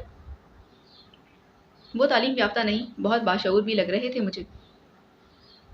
जब अब्बा जी के मुतल्लिक कोई ऐसी बात करता है तो माँ बानों को खुशी होती थी। हाँ, वो बहुत बाशऊर हैं। उनके पास सिर्फ एक चीज़ की कमी है और वो है डिग्री। उन्होंने बाकायदा तालीम हासिल नहीं की। बाकायदा तालीम ना लेने के बावजूद जो इतना इल्म हासिल करे, वो शख्स मेरा आइडियल होता है। मेरी अम्मा जान है ना, उन्होंने भी कोई बाकायदा तालीम हासिल नहीं की। मेरी अम्मा जान है ना, उन्होंने भी कोई बाकायदा तालीम हासिल नहीं की। बाबा जान ने उन्हें खुद पढ़ाया लिखाया। तुम उनसे मिलोगी तो तुम्हें यकीन नहीं आएगा कि अम्मा जान ने कभी कॉलेज की शक्ल ही नहीं देखी। अम्मा जान की सुनाई हुई कहानी से माँ बानों के जहन में अब्दुल्ला की अम्मा जान का एक धुंधला सा खाका बन गया था। कैसी हैं तुम्हारी अम्मा जान? मेरा मतलब है वैसी ही हैं जैसी तुम्हारे खानदान की दूसरी औरतें। तो मेरे खानदान में किस किस से मिली? अब्दुल्ला ने पूछा। मैं गांव में मेरा आना जाना है, हवेली में भी। वहाँ जो औरतें हैं सभी से वाकिफ हूँ। उसने भी गोलमोल सा जवाब दिया। मैं नहीं जानता कि मेरे खानदान की औरतें कैसी हैं, सिर्फ अंदाज़ा कर सकता हूँ कि वो कैसी होंगी। तुम तो जानती हो कि हमारे यहाँ बहुत सख्त पर्दा होता है। मेरा अंदाज़ा है कि मेरी अम्मा और दोनों बहनें बहुत मुख्तलिफ हैं। बहनें तो खैर कन्वेंट में पढ़ी हैं, लेकिन तुम अम्मा जान से भी इलाकाई अंग्रेज़ी या फिर उर्दू में किसी भी ज़ुबान में बात कर सकती हो। हमारा रहन सहन का अंदाज भी सबसे मुख्तलिफ है। अम्मा जान और दोनों बहनें पर्दा नहीं करती, अलबत्ता गाँव जाते वक्त चादरें ले लेती हैं और गाड़ी में भी पर्दे लगे हुए हैं। हम तब्दील हो गए हैं लेकिन गाँव वाले अब तक नहीं बदले, इसलिए वहाँ तो इसी अंदाज में रहना पड़ता है। माँ बानो उसकी बातें सुन रही थी लेकिन उसका जहन रेशमा की तरफ था। वो इसे चुपिंज में थी कि उसे रेशमा के मुतल्लिक बताए या नहीं, लेकिन अभी वो कोई फैसला नहीं कर पाई थी कि गेट से अब्बाजी दाखिल हुए। अब्बाजी आ गए। वो दोनों आगे बढ़े। थोड़ी देर की रस्मी गुफ्तगू के बाद जब वो जाने लगे तो अब्दुल्ला बोला, इस वक्त अगर कोई दिक्कत हो तो मैं घर छोड़ आता हूँ। थैंक यू वेरी मच बेटा, हम चले जाएंगे, अब्बाजी ने कहा। अब्बाजी कितनी ठंडक हो गई है। गेट से निकलकर उनसे कदम से कदम मिलाकर चलते मेहमानों ने कहा, बाहर ठंडक है लेकिन घर का मौसम बहुत गर्म। अम्मा जी का मूड बिगड़ा हुआ होगा, लेकिन कोई बात नहीं, मैं ठीक कर लूंगी। अपने कमरे में बैठी रेशमा गहरी सोच में गुम थी। अम्मा और अब्बा जान की गुफ्तगू उसके लिए नाकाबिले यकीन थी। इसके साथ मसला ये था कि उसे अपने बाबा जान से बेपनाह मोहब्बत थी। इधर उधर से उनके मुतलिक बहुत सी बातें उसके कान में पड़ती रहती थी, लेकिन उसकी मोहब्बत उसे मजबूर करती कि वो इन बातों पर यकीन ना करे। वो जानती थी कि बरसों पहले बाबा जान ने चचा जान और उनकी बेटियों पर फायरिंग करवाई थी। वो ये भी जानती थी कि उन्होंने अब्दुल्ला को नुकसान पहुंचाने की भी कोशिश की थी, लेकिन उससे ही कबल चचा जान ने उसे मुल्क से बाहर भिजवा दिया था। कहाँ भिजवाया था इसका उसे कोई इल्म नहीं था। उसे ये भी मालूम था कि बाबा जान ने जायदाद और ज़मीन की तकसीम के वक्त भी चचा जान के हकूक़ गस्ब किए, लेकिन वो इन हकीकतों को हमेशा नज़रअंदाज करती थी। उनके मुतलिक सोचती तक नहीं थी, क्योंकि अपने बाबा जान को एक लम्हे के लिए भी मुजरिमों के कटहरे में खड़ा होता नहीं देख सकती थी। और बाबा जान से उसकी मोहब्बत एकतरफ़ा भी नहीं थी। वो भी उससे इतनी ही मोहब्बत करते थे। कम से कम रेशमा तो यही समझती थी। मगर आज अपने कानों से ये सब सुनने के बाद जैसे वो किसी ने उसे झंझोड़ कर रख दिया। हर दुश्मनी अपनी जगह, लेकिन अब्दुल्ला से मुंसलिक हर चीज़ से उसे बेपनाह मोहब्बत थी। वो जानती थी कि वो किसी भी हवेली में रहे, उसकी मोहब्बत हर जगह हर फर्द से है। आज नहीं तो कल आतिश फिशां फटेगा ज़रूर, और इसकी लपेट में वो सब आ जाएंगे जिनसे वो मोहब्बत करती है। और इसके लिए ये फैसला करना मुश्किल होगा कि उसे कैसे बचाना चाहिए या किसके साथ लावे में बह जाना चाहिए। पर ये सब जानने के बावजूद भी वो उसे समझना नहीं चाहती थी। जानने और समझने में बहुत फ़र्क होता है। अब तक वो आंखें बंद करके मुश्किल के गुजर जाने का इंतज़ार कर रही थी, लेकिन आज उस पर इंकशाफ हुआ कि अब आंखें खोलने का वक्त आ चुका है। उसे जानने से बढ़कर ये सब कुछ समझना था। वो बाबा जान की मोहब्बत के हिसार से नहीं निकल सकती थी और अब्दुल्ला से मोहब्बत करना भी नहीं छोड़ सकती थी। वो दो कश्तियों में सवार थी। किसी एक का इंतखाब करना उसके लिए मुमकिन नहीं था। उसे पता था कि कश्तियाँ डूबें ना डूबें, दो कश्तियों का सवार हमेशा डूब जाता है, लेकिन उसे परवाह नहीं थी। वो इन कश्तियों को सही सालिम मंजिल मकसूद तक पहुंचाना चाहती थी, किसी भी कीमत पर। लेकिन कैसे? वो ये सवाल जिसके ये वो सवाल था जिसका जवाब पिछले कई घंटों से सोच रही थी। अपने मुतालिक वो इतनी परेशान नहीं थी। सखावत चाचा के घर कोई औलाद नहीं थी, इसलिए उसकी तरफ से भी उसे फौरी खतरा नहीं था। जिस मसले को जल्दी निपटाया जाना ज़रूरी था वो ज़ोहरा का मसला था। आज हफ्ता था जो ख़त्म होने के करीब था। उसके पास कुछ करने के लिए सिर्फ 4 दिन थे, लेकिन वो क्या करे? सोच सोच कर उसका जहन चल हो रहा था। रात को सोने के लिए लेटने लेटने के साथ ही माँ बानो के जहन में गुज़िश्ता 2 रोज़ में होने वाले वाक़यात की याद ताज़ा हो गई थी। वो थकी हुई थी और सब ख़यालात झटक कर जल्द अज जल्द सोना चाहती थी, लेकिन ख़यालात का हजूम था जो उमड़ता चला आ रहा था। मुझे क्यों लगता है कि मेरे गिर्द कोई कहानी बुनी जा रही है? उसने सोचा। अब्दुल्ला चाहे बहुत अच्छा दोस्त साबित होगा, लेकिन पता नहीं क्यों जैसे अंदर कहीं से वार्निंग मिल रही है कि मुझे उससे दूर हट जाना चाहिए। हट तो जाऊँ, लेकिन क्या सिर्फ छठी इसकी बुनियाद पर? ज़हन तस्लीम नहीं करता और दूर हट जाऊँ तो रेशमा से किए हुए वादे का क्या होगा? आज उमा ने अजीब सी तौजीह पेश की, मेरे एहसास की, दूसरे जन्म की। वो मुतज़ब्ज़ब थी, लेकिन सिर्फ ज़ुबानी तौर पर। उसकी आंखों में यकीन तहरीर था। क्या ऐसा मुमकिन है? क्या मैं ज़रीना खाला का दूसरा जन्म? फिर रेशमा का मकाम कौन सा है? अब्दुल्ला कहाँ स्टैंड करता है? अपनी सोच पर उसे खुद ही हंसी आ गई थी। मैं भी कितनी अहमक हूँ। वो तो हिंदू है, ऐसा सोचने में हक बजाने हो सकती है, लेकिन मुझे क्या हुआ है? मैं भी उसी सोच के अपनी जहन में जगह दे बैठी। बात छठी हिस्स तक रहे तो काबिल कबूल है, लेकिन दूसरा जन्म? वो फिर हंस पड़ी। हद होती है ना हमाकत की। उमा का ख्याल आया तो उसे एडी का ख्याल आ गया। और एडी क्या हिमाकत कर रहा है? अगर वो सिर्फ वक्त गुजारी के ख्याल से ऐसा कर रहा है तो बुरा कर रहा है, और अगर फ्लर्ट नहीं कर रहा तो फिर मजीद बुरा कर रहा है। माना कि इंसान मोहब्बत में अंधा हो जाता है, लेकिन अब ऐसा भी क्या अंधा होना। खैर ये अच्छा है कि उमा इस हिमाकत का जवाब इस बात में नहीं दे रही। और नेहा ने उमा की रूममेट होने के बावजूद भी उसने उसने भिनक तक नहीं पड़ने दी कि उसे कौन पसंद है। कभी जिक्र तक नहीं किया। पता नहीं आज कैसे कर दिया। शायद उसे खुशी थी इसीलिए, लेकिन नाम फिर भी नहीं बताया। मगर वो कौन होगा? यकीनन कोई बहुत तोप चीज़ होगा। वो किसी आम से शख्स को तो पसंद नहीं कर सकती। खैर अब कल से कॉलेज पर उस खैर अब कल से कॉलेज में उस पर निगाह रखनी पड़ेगी। खुद ही पता चल जाएगा। यही सोचते सोचते न जाने कब उसकी आंख लग गई। अगला दिन घर पर ही गुजरा। फंक्शन के बाद एक दिन की छुट्टी तो वो शोर शराबा करके ले लेते थे। महाबानो अब्बा जी के पास चली आई। चले अब्बा जी, मैं आपकी मदद कर दूं। वो पीढ़ी खींच कर उनके करीब बैठ गई। मिट्टी की हांडियां बन रही थी। अब्बा जी ने मिट्टी जाग पर रखी और चाक घूमने लगा था। दे मैं बना दूं, महाबानो ने कहा। तुम ये बर्तन मिट्टी में तुम ये बर्तन भट्टी में रख दो। ये हांडियां मैं ही बना लूंगा। तुम टेढ़ी मेढ़ी कर देती हो, तवज्जो नहीं देती। छोड़े अब्बा। उसने बर्तन उठाकर भट्टी में रखे। जो लोग आपसे ये हांडियां खरीदते हैं वो बहुत बज़ौक़ होते हैं, इसीलिए मैं ज़्यादा तवज्जो क्वालिटी की बजाय तादाद पर देती हूँ। ऐसे जमाल से बिल्कुल कोरे हैं ये लोग। उसने भट्टी का दर्जा हरारत 900 डिग्री सेंटीग्रेड कर दिया और वापस आ बैठी थी। जो काम भी करो बानो, इसमें पैसे की ज़रूर अहमियत हो जो काम भी करो बानो, इसमें पैसे को ज़रूर अहमियत हो, लेकिन पैसे से ज़्यादा अहमियत इस खुशी की होती है जो अपनी पसंद का काम करके इंसान को हासिल होती है। वो बाजी के हाथों की तरफ देखती रही, जो चाक पर बहुत महारत से मिट्टी के आम से पेड़े को शक्ल दे रहे थे। अब्बा जी, बहुत देर बाद वो बोली थी, आपने इतना कुछ पढ़ा है? क्या बिजनेस और मार्केटिंग वगैरह के बारे में कुछ पढ़ा है? बेटा मैं बेउस्ताद था, कोई उस्ताद नहीं मिला मुझे। इकनॉमिक्स के मुतल्लिक अमूमी बातें तो समझ आ जाती हैं, लेकिन ये हार्डकोर इकनॉमिक इश्यूज वगैरह इसके मुतल्लिक मुझे कुछ नहीं पता। इसी तरह बिजनेस और मार्केटिंग के मुतल्लिक भी मेरी मालूमात सिफर नहीं तो इससे सिर्फ चंद पॉइंट ऊपर होंगी। कल मेरी और अब्दुल्ला की डिस्कशन हो रही थी। अगर हमें मार्केटिंग के मुतल्लिक पता हो और सरमाया मिल जाए तो हम अपना बिजनेस कर सकते हैं। आपके पास स्किल है और मेरे पास क्रिएटिविटी। देखें अब्बा जी, उसने पेड़ी मजीद आगे सरका ली। सरमेक्स की मार्केट में 2 किस्म के लोग मौजूद हैं। एक तो जदी पुश्ती कुमार हैं, दूसरे वो लोग जो कहीं से सीख कर इस मार्केट में दाखिल होते हैं। मसलन जैसे हमारे कॉलेज से। जिन लोगों का ये हवाई पेशा है, यानी वो कुम्हार, इनके पास हुनर है। इनका मुकाबला कोई ऐसा शख्स नहीं कर सकता जिसने कहीं से इल्म सीखा हो। लेकिन कुम्हारों के पास जिस चीज़ की कमी है वो है तख्लीकी सलाहियत। वो मार्केट के नए ट्रेंड को नहीं जानते। इन्हें नहीं पता कि सेरेमिक पीसेस की क्या कदर और कीमत है।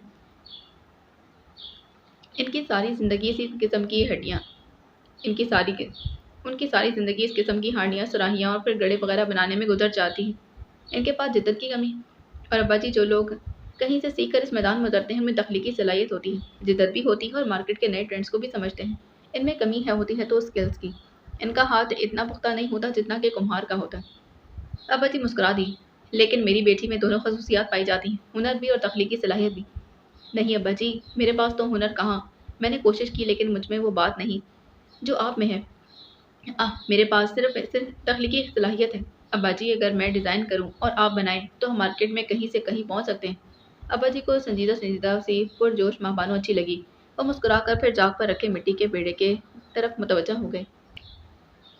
मेरा ख्याल है अब्बा जी कि आपने मेरी बातों को संजीदगी से नहीं लिया, लेकिन मैं किसी ख्वाब ख्याल की दुनिया की बातें नहीं कर रही। ये सब कुछ हासिल कर सकते हैं हम अगर जद्दोजहद करें तो। नहीं बानो, मैंने ख्वाब ख्याल की बातें नहीं समझ रहा, लेकिन तुमने खुद कहा कि इसके लिए मार्केटिंग की समझ बूझ होना ज़रूरी है, और सबसे बढ़कर सरमाए की ज़रूरत जो हमारे पास नहीं। अब्बा जी, इंसान कदम बढ़ाने के मुतलिक सोचे तो राहें खुद ब खुद मिल जाती। अच्छा, सरमाया मिल जाए तो तुम क्या करोगी? किस किस्म की चीज़ें बनाओगी? वो कुछ देर सोचती रही। मेरे पास तो बहुत से आइडियाज़ हैं। सबसे पहले तो हम नया चाक लेंगे। ये चाक पुराना है और इस पर कुछ बनाते हुए ज़्यादा वक्त और मेहनत खर्च होती है, और मैं बनाऊंगी तो हर चीज़ का जाविया उल्टा हो जाता है। इसके बाद हम मिट्टी भी तब्दील करेंगे। ठीक है, हम गमले वगैरह भी बनाएंगे, लेकिन मैं चाहती हूँ कि हम ज़्यादातर काम स्टोन वेयर और फिर पर्सलिन में करें। ये तो बहुत अच्छा आइडिया है, क्योंकि मैंने ज़्यादातर काम आम चिकनी मिट्टी से ही किया है। या फिर स्टोन वेयर में।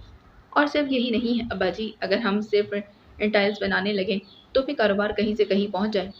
अच्छा, इस पर सोचेंगे। तुम ये हांडियां भट्टी में रख दो और दूसरी निकाल लो। वो हांडियां मिट्टी में रखने लगी तो अब्बा जी एक और पेड़ा चाक पर रखकर सोचने लगी कि माँ बानो को इतनी ऊंची उड़ान का ख्याल कैसे आ गया। इसीलिए तो मैंने इसे आर्ट कॉलेज में दाखिल करवाया।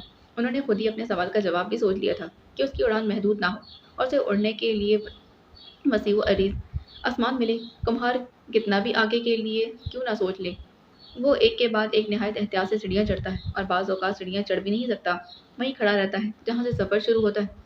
लेकिन आर्टिस्ट की तख्लीकी सलाहियतें उनसे छीन नहीं लेते।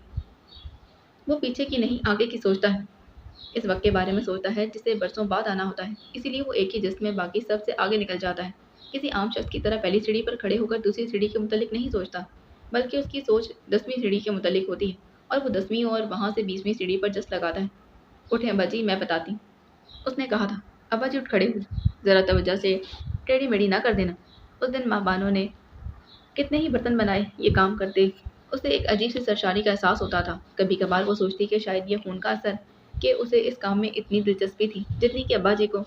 लेकिन उसका काम करने का अंदाज जुदा था। वो एप्रन पहनना कभी नहीं भूलती थी, बाल बांध कर काम करती, और आम बर्तन बनाते वक्त ये बात हमेशा याद रखती कि खरीदने वालों को इनकी खूबसूरती से कोई गर्ज नहीं। वो कम कीमत के बर्तन खरीदना चाहते हैं और बस। मगर गुलदान और सजावट की दूसरी अशिया बनाते हुए उनकी खूबसूरती का पूरा ख्याल रखती थी। अब्बा जी और अम्मा सारा दिन उसके पास बैठे बातें करते रहते। कभी कभी उनकी मदद भी कर देते, कभी कभी उसकी मदद भी कर देते, और वो सारा दिन मिट्टी और चाक से खेलती रहती। रेशमा का अगला सारा दिन भी इसी सोच में गुजरता जा रहा था कि वो ज़ोहरा के लिए क्या कर सकती है। बीवी, मैं देख रही हूँ कि आप कल से कुछ परेशान लग रही हैं। खैरियत तो है? उसके दुपट्टे पर गोटा लगाती करीमन ने पूछा। कुछ नहीं। कुछ तो है बीवी, परेशान तो आप होती हैं, लेकिन इस कदर परेशान मैंने आपको पहले कभी नहीं देखा। कल से आपने कुछ खाया पिया भी नहीं। वहम है तुम्हारा। कुछ भी नहीं है। रेशमा ने बात टालने की कोशिश की और कॉपी खोलकर इस सबक पर नज़र जमा दी जो कल ही उसने सख्त हसन से पढ़ा था। लेकिन नज़रें सफ़े पर होने के बावजूद भी उसका जहन कहीं और था। सोचते सोचते उसके जहन में अचानक ही एक तरकीब आई, क्योंकि इस पर अमल करना बहुत मुश्किल था। मेरे पास बानो का लाहौर का पता मौजूद है। उसने सोचा, अगर मैं उसे ख़त लिखकर तमाम सूरत हाल बता दूँ तो यकीनन सब कुछ उन्हें बता देगी, और वो या तो खुद कुछ करेंगे या फिर चचा जान को बता देंगे। लेकिन ख़त जाएगा कैसे? और मुझे ये तो मालूम नहीं कि बानो उनसे मिली भी या नहीं, वो कॉलेज आई या नहीं। उसने कोई और ज़्यादा बेहतर और काबिल अमल तरकीब सोचने की कोशिश की, लेकिन कुछ भी समझ में नहीं आ रहा था। उसने हमेशा ये महसूस किया था कि हवेली में करीमन पर ख़ास नज़र रखी जाती थी। उसे ठीक तौर से मालूम नहीं था कि, लेकिन दबे दबे अंदाज में कही गई ये बात बहुत मरतबा उसके कानों में पड़ी कि उसकी फूफी की बगावत में उनकी ज़ाती मुलाजमा का हाथ था, जिसकी पादाश में उसे कत्ल कर दिया गया था। असल वाक़या क्या था इसका उसे इल्म ना हो सका। अलबत्ता इस बात का उसे एहसास था कि करीमन पर नज़र रखे जाने का इन वाक़यात से गहरा ताल्लुक था। मगर वो अब भी हरकत में ना आई तो फिर शायद बहुत देर हो जाती, और इसके लिए वो खुद ही माफ़ नहीं कर सकती थी। फिर उसने करीमन पर एतमाद करने का फ़ैसला कर ली। करीमन, मैं वाक़ई परेशान हूँ, उसने कहा, और मुझे तुम्हारी मदद की ज़रूरत है। मैं आप पर सदके बीवी। वो दुपट्टा और गोटा छोड़कर उसके कदमों में आ बैठी। आप हुक्म करें। लेकिन इस बात की खबर किसी को नहीं होनी चाहिए, वरना बहुत बुरा होगा। मेरे साथ तो शायद इतना बुरा ना हो, लेकिन तुम्हारी खैर नहीं होगी। आप हुक्म तो करें, करीमन की जान भी हाजिर है। आज तक यहाँ का नमक खाया है। मैं तो आपकी खिदमत पर मामूर हूँ बीबी, लेकिन आपकी कभी लेकिन आपने कभी खिदमत करने का मौका ही नहीं दिया। मुझे मेरी औकात से बढ़कर रखा, अपने कदमों में जगह दी। आप बस हुक्म करें। मैंने बानो को एक खत लिखना है, वो मुझे बहुत याद आ रही है। جی چاہتا ہے کہ خط لکھ کر کچھ باتیں کر لوں، لیکن تم جانتی ہو نا کہ میں ایسا نہیں کر سکتی۔ پھر بیبی، نہ میرے پاس لفافہ ہے اور نہ ہی میں خط ڈاک میں ڈال سکتی۔ اگر تم ساتھ دو تو میری مشکل حل ہو جائے گی۔ لیکن بیبی، یہ کوئی کام ہوا؟ میں کل ہی آپ کو لفافہ دوں گی، آپ خط لکھ کر رکھیں، باقی کام کریم میں چھوڑ دیں۔ لیکن دھیان سے، جانتی ہو نا کہ کسی کو بھنک بھی پڑ گئی تو بہت برا ہوگا۔ آپ فکر ہی نہ کریں، کریمن اپنی جان دے دے گی لیکن آپ پر آنچ نہیں آنے دے گی۔ رات کو کاغذ قلم پکڑے کتنی دیر وہ سوچتی رہی کہ کیا لکھیں۔ پیاری بانو، اس نے لکھنا شروع کیا۔ دروازے پر دستک ہوئی، ریشما کا دل زور سے دھڑکا، کاغذ اور قلم تکیے کے نیچے چھپا دیے تھے۔ سیدھی ہو بیٹھی، دروازہ کھول کر اندر آنے والا خادم حسین تھا۔ بھائی آپ، اس کی ہتھیلیاں پسینے سے بھیگ رہی۔ کیسی ہوں؟ وہ مسحری کے پاس پڑے صوفے پر بیٹھ گئی۔ ٹھیک ہوں، اس نے نظریں چرا کر کہا، مبادا اس کی نظروں میں وہ سب کچھ نہ پڑھ لے جو ریشما چھپانا چاہ رہی تھی۔ تم تو واقعی پریشان لگ رہی۔ خادم حسین نے اس کی طرف بغور دیکھا۔ میں نہیں تو، اس نے بیچارگی سے کہا۔ تو پھر کھانا کیوں نہیں کھایا؟ مجھے پتا چلا کہ تم نے کل سے ٹھیک سے کھایا پیا نہیں۔ کیا ہوا میری گڑیا سی بہن؟ نہیں بھائی، کچھ نہیں، میں بالکل ٹھیک ہوں، وہ ہولے سے بولی تھی۔ مجھ سے بھی چھپاؤ گی؟ سچ مچ ناراض ہو جاؤں، اس نے بہت پیار سے کہا۔ ریشما کی آنکھیں بھر آئی تھیں، اس نے سر جھکا لی۔ کیا ہوا گڑیا، رو کیوں رہی ہو؟ وہ بے چین ہو کر اس کے برابر آ بیٹھا اور اس کا رخ اپنی طرف پھیر کر بولا، کسی نے کچھ کہا ہے؟ مجھے بتاؤ۔ وہ کچھ نہ بولی۔ بھائیوں نے کچھ کہا ہے؟ سب نے تو نہیں ڈانٹا نا سبق نہ یاد کرنے پر؟ اس نے نفی میں گردن ہلائی۔ پھر اماں یا بابا جان نے کچھ کہا؟ اس نے ایک مرتبہ پھر نفی میں سر ہلا دیا۔ آنسو اب گالوں پر اتر آئے تھے۔ کچھ تو بولو کہ کیا ہوا ہے؟ کسی نے کچھ نہیں کہا تو پھر کیا بات ہے؟ شہر سے کچھ منگوانا ہے؟ نہیں، اس نے بامشکل کہا اور دونوں ہاتھوں میں چہرہ ڈھانپ کر رو پڑی۔ بھائی مجھے ڈر لگ رہا ہے۔ ڈر لگ رہا ہے؟ لیکن کیوں؟ کس سے؟ جس بہن کے 6 بھائی جوان، اسے کسی سے ڈرنے کی کیا ضرورت؟ اس نے ریشما کے ہاتھ ہٹا کر اس کے آنسو پوچھے۔ مجھے آنے والے وقت سے ڈر لگ رہا ہے، اس نے ہولے سے کہا۔ خادم حسین کو اس کی بات سمجھ میں نہ آ رہی تھی۔ دیکھو گڑیا، تمہارا ایک ایک آنسو میرے دل پر گر رہا ہے۔ جو کچھ تمہارے دل میں ہے کہہ دو، میں تم سے کوئی بھی تم ہم میں سے کوئی بھی تمہاری آنکھوں میں آنسو نہیں دیکھ سکتا۔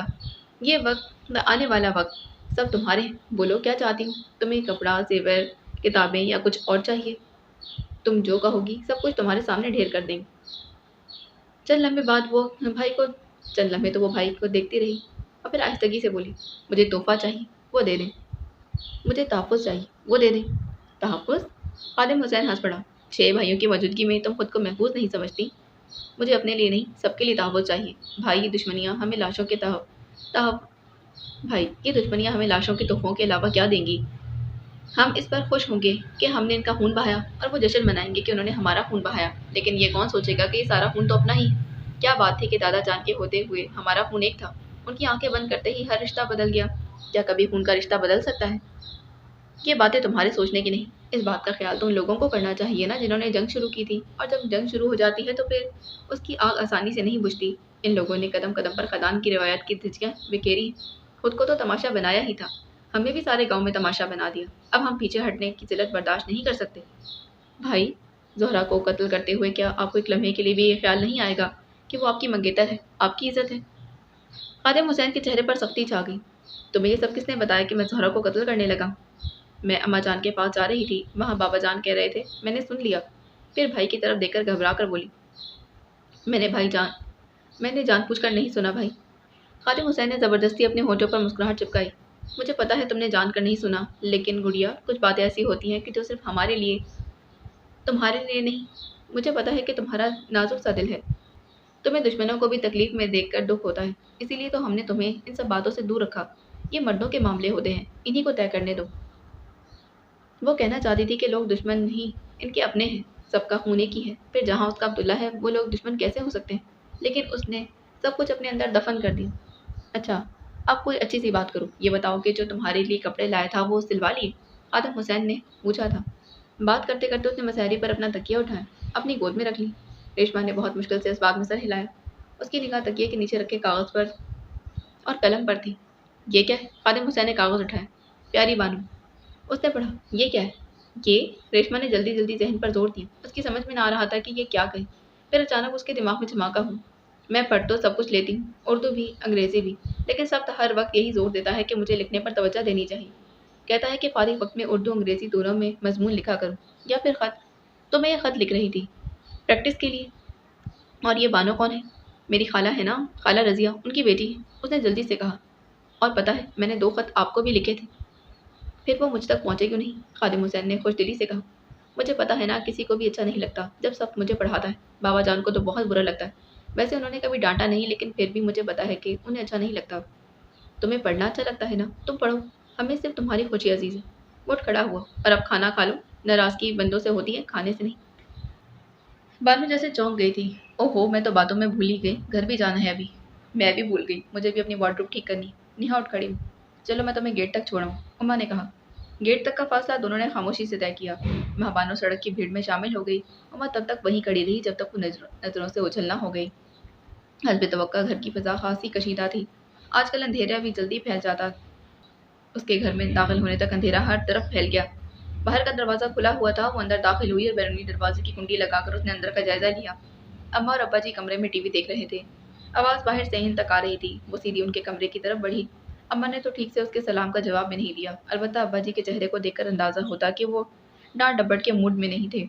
हाँ, वो उसकी अचानक घर से रवानगी का सबब जरूर पूछते, और फिर अगर वो कोई तसल्ली बख्श जवाब न दे पाती तो प्यार से समझाने से लेकर झिड़कने तक वो कुछ भी कर सकते थे। अब्बा जी, मुझे आपको कुछ बताना है। उसने आगे बढ़कर टीवी बंद कर दिया। कबल इसके कि वो कुछ पूछते और वो गलत बयानी से काम लेकर सबके दरमियान गलत फहमियाँ फैला देती, उसने उन्हें सब कुछ सच सच बताने का फैसला कर लिया। बताओ, उन्होंने कहा। पहले तो आपसे ये पूछें कि ये कॉलेज से इतनी देर से घर क्यों आई है और फिर आधे ही वापस चली गई। अब ये वक्त हुआ है, मोहतरमा आई हैं। शरीफ घराने की लड़कियों के ये लक्षण होते हैं। अम्मा जान, यही तो मैं बताने लगी। वो बोली, फिर अब्बा जी की तरफ मुतवज्जह हुई। अब्बा जी, आपको पता है ना कि ग्राफिक्स करते हुए कितना वक्त लगता है। पहले तो मेरी प्लेट अच्छी बनी थी, वो ख़राब हो गई। इसे ठीक किया, प्रोफिक्स ठीक नहीं हो रहे थे। मेरे तो रोने वाली हालत हो गई। इतनी मुश्किलों से प्रिंट्स निकाले। मैं इतनी परेशान थी कि भूख के बावजूद कुछ खाने तक नहीं जा सकी। ये देखें मेरे हाथ इतने काले हो रहे हैं, प्रिंट्स निकाल निकाल कर। उसने अपने हाथ उनके सामने फैला दिए। और अब्बा जी, ये देखें मेरे प्रिंट्स। उसने पोर्टफोलियो से प्रिंट्स निकाल कर उनकी गोद में रख दिए। मर मर कर ये काम मुकम्मल हुआ और घर आई तो अम्मा ने रेशमा का खत थमा दिया। उसने बैग से खत निकाल कर अब्बा के हाथ पर रख दिया था। इसमें क्या है? उन्होंने खोले बगैर पूछा। आप पढ़ लें, बल्कि अम्मा को भी सुना दें, उसने कहा और फिर प्रिंट्स दोबारा पोर्टफोलियो में रखने लगी। अब्बा जी ने बवाज़े बुलंद खत पढ़ना शुरू कर दिया। अम्मा के चेहरे का रंग मुतगैर हो गया। इन लोगों पर अल्लाह की मार हो। कमबख्त कब बाज आएंगे कि जुल्म करने से। कल तो जुमेरात है। हाय, अब क्या होगा? बानो के अब्बा कुछ करें। जो करना था मैं कर चुकी हूँ। कर चुकी हो? उन्हें हैरत हुई। इस खत को पढ़कर मैं इत्मीनान से तो नहीं बैठ सकती थी ना। माँ बानो बोली, अब्दुल्ला को इस साजिश से बाखबर करना ज़रूरी था, इसलिए मैं फ़ौरन हॉस्टल गई। मेरे पास अब्दुल्ला का फ़ोन नंबर नहीं था। मेरा ख्याल था कि शायद उमा के पास हो, तो तुम उस वक्त मुझे बता देती, मैं भी तुम्हारे साथ चली चलती।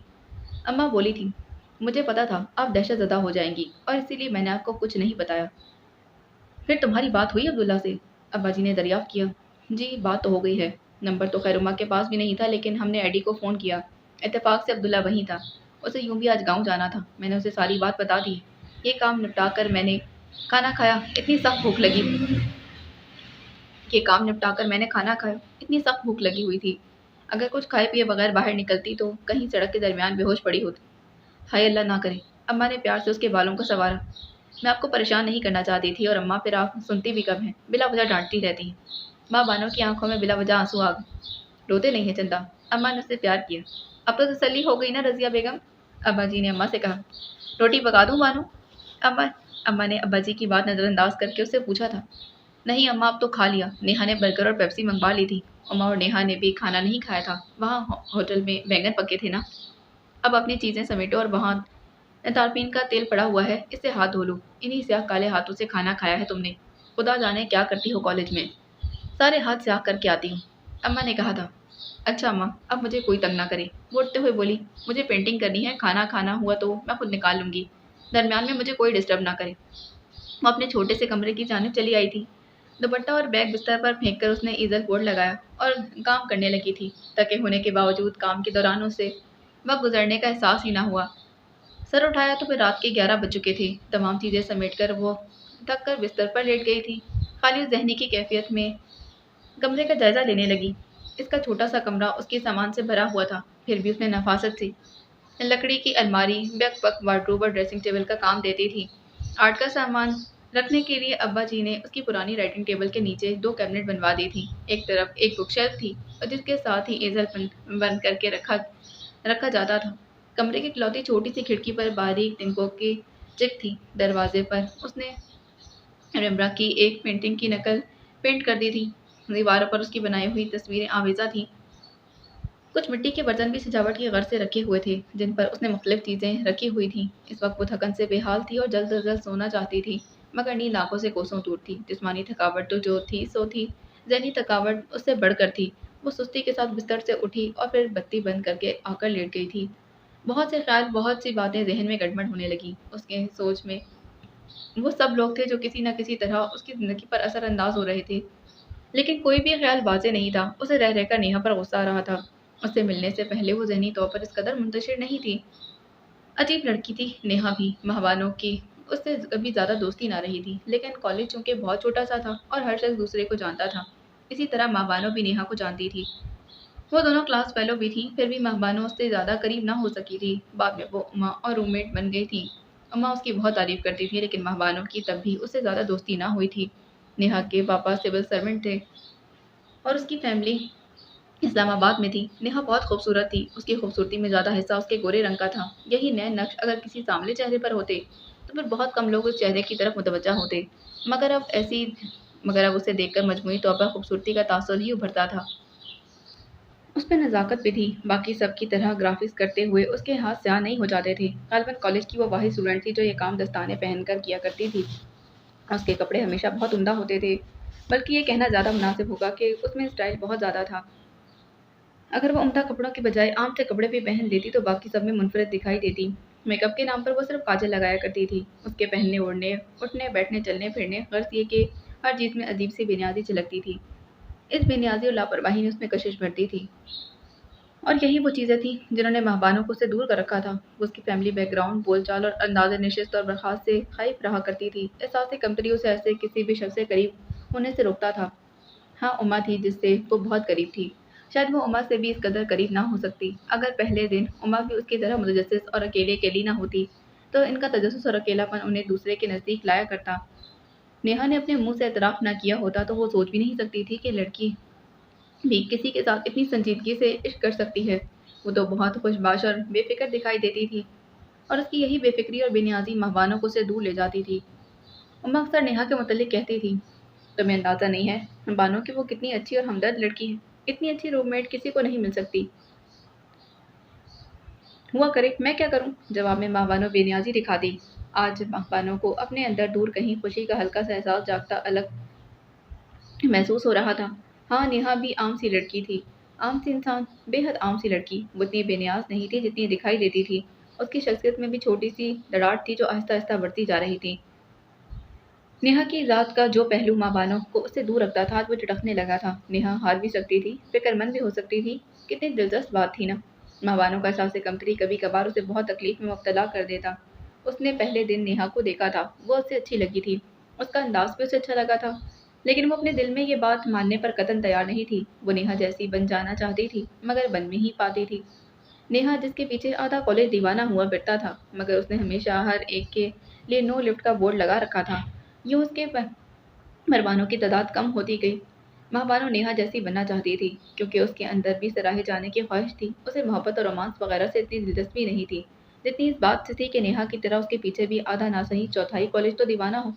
वो सिर्फ अपनी अना की तस्कीन चाहती थी, लेकिन ये बात भी वो अपने दिल तक ही मानने के लिए तैयार नहीं थी। मगर आज वो पूरे इंसाफ के साथ अपना तजिया करना चाहती थी। महबानो ने कॉलेज में ऐसे अंदाज में रहना शुरू किया जिससे वो सब खुद ही इस गलतफहमी में मुब्तला हो गए कि उसका ताल्लुक किसी आला ख़ानदान से है। उसने भी कभी किसी से ये गलतफहमी दूर करने की कोशिश नहीं की, उमा की भी नहीं। दरअसल जिस वक्त उसकी उमा से मुलाकात हुई तब उसे एहसास नहीं था कि ये मुलाकात किसी गहरी दोस्ती में तब्दील हो जाएगी। जब तक वो दोनों गहरी दोस्तें बन चुकी थी, तब तक ये गलतफहमी पूरे कॉलेज में फैल चुकी थी, और इस वक्त महबानो में हिम्मत ना थी कि वो अम्मा को सब कुछ बता दे। फिर ऐसे में ही साद उसकी तरफ बढ़ा। साद बेहद आम सा लड़का था, देखने में ही वैसा था जैसा कॉलेज के बेशतर लड़के थे, लेकिन वो वाहिद लड़का था जो उसकी तरफ बढ़ा था। और जब बात सिर्फ एक शख्स की हो तो नो लिफ्ट का बोर्ड नहीं लगाया जा सकता। उसके हाथ पे इंतखाब का हक ही नहीं था। नेहा के नो लिफ्ट के बावजूद उसे सराहने वाले बेशुमार थे, लेकिन वो साद को लौटा देती तो इसके पास एक भी सराहने वाला ना बचता। तो उसने भी दोस्ती का हाथ बढ़ा दिया। अना की तस्कीन चाहिए थी, नेहा की तरह ना सही, इसी तरह सही, और वो खुद को मुतमईन करने में कामयाब हो चुकी थी। साद ने कभी उससे मोहब्बत का दावा नहीं किया था, वफादारी की कस्में ना खाई थी, महबानों को इस बात से सिर्फ इस कदर दिलचस्पी थी कि इस तरह इन दोनों की दोस्ती एक रंग में बदल जाती। यूं वो दावा कर सकती थी कि उससे भी कोई मोहब्बत करता है, मगर साथ ने तो कभी इजहार ही नहीं किया था।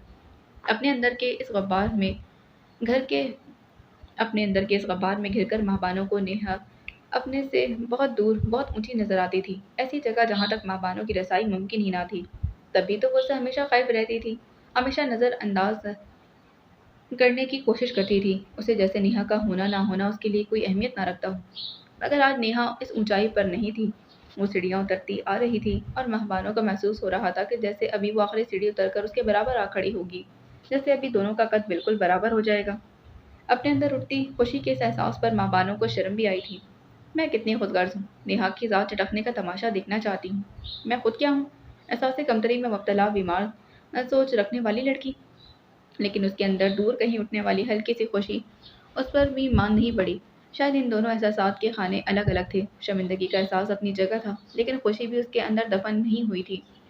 इतने सारे इंसानों में मेरा खाना कौन सा है, उसने सोचा। ना तो मैं नेहा, रेशमा और जरीना खाला की तरह टूटकर मोहब्बत कर सकती हूँ, ना ही उमा की तरह। उमा और अब्बा जी या तकदीर पर भरोसा करने को तैयार हूँ। मैं उमा की तरह नहीं कह सकती कि मेरे माँ बाप मेरे लिए जो भी फैसला करेंगे वही बेहतरीन होगा और मैं इसी पर अमल करूंगी, और ना ही नेहा की तरह किसी के मुतालिक ये कह सकती हूँ कि कम अज़ कम मैं तो मुखलिस हूँ ना उसके साथ। लेकिन ये कोई नहीं समझ सकेगा। मैं क्या हूँ, मेरे जैसा क्या कुछ और लोग भी हैं। हमारा खाना क्या है? नहीं, साथ ये तय है कि मैं तुमसे मोहब्बत नहीं करती, आराम सिर्फ ज़िंदगी का रास्ता आराम से तय करने के लिए अपने अलावा तुम्हें भी इस खुशफ़हमी का शिकार रखना चाहती हूँ कि मैं तुमसे मोहब्बत करती। हालाँकि मुझे तुमसे मोहब्बत नहीं, तुम सिर्फ मेरी बीमार अना की ज़रूरत हो। अगर मुझे तुम्हारा बेहतरीन मुतबादिल मिल जाता तो आँख उठाकर भी तुम्हारी तरफ ना देखती। हाँ, साथ हकीकत यही है, बहुत तल्ख़ सही लेकिन सच यही है। इस हकीकत को मैंने अब तक खुद से छुपा कर रखा। मैं खुद भी उसका सामना नहीं करना चाहती। आज मैंने अपने दिल को बहुत टटोला है। तुम इसमें कहीं भी नहीं हो। इसमें सिर्फ और सिर्फ सौदों जा नापने का एक तराजू है, जैसे जिसे मेरी बीमार अना ने उठा रखा है। शायद ऐसी रात अब फिर मेरी ज़िंदगी में कभी ना आए। मैं खुद ये एतराफ़ फिर कभी ना कर सकूँ।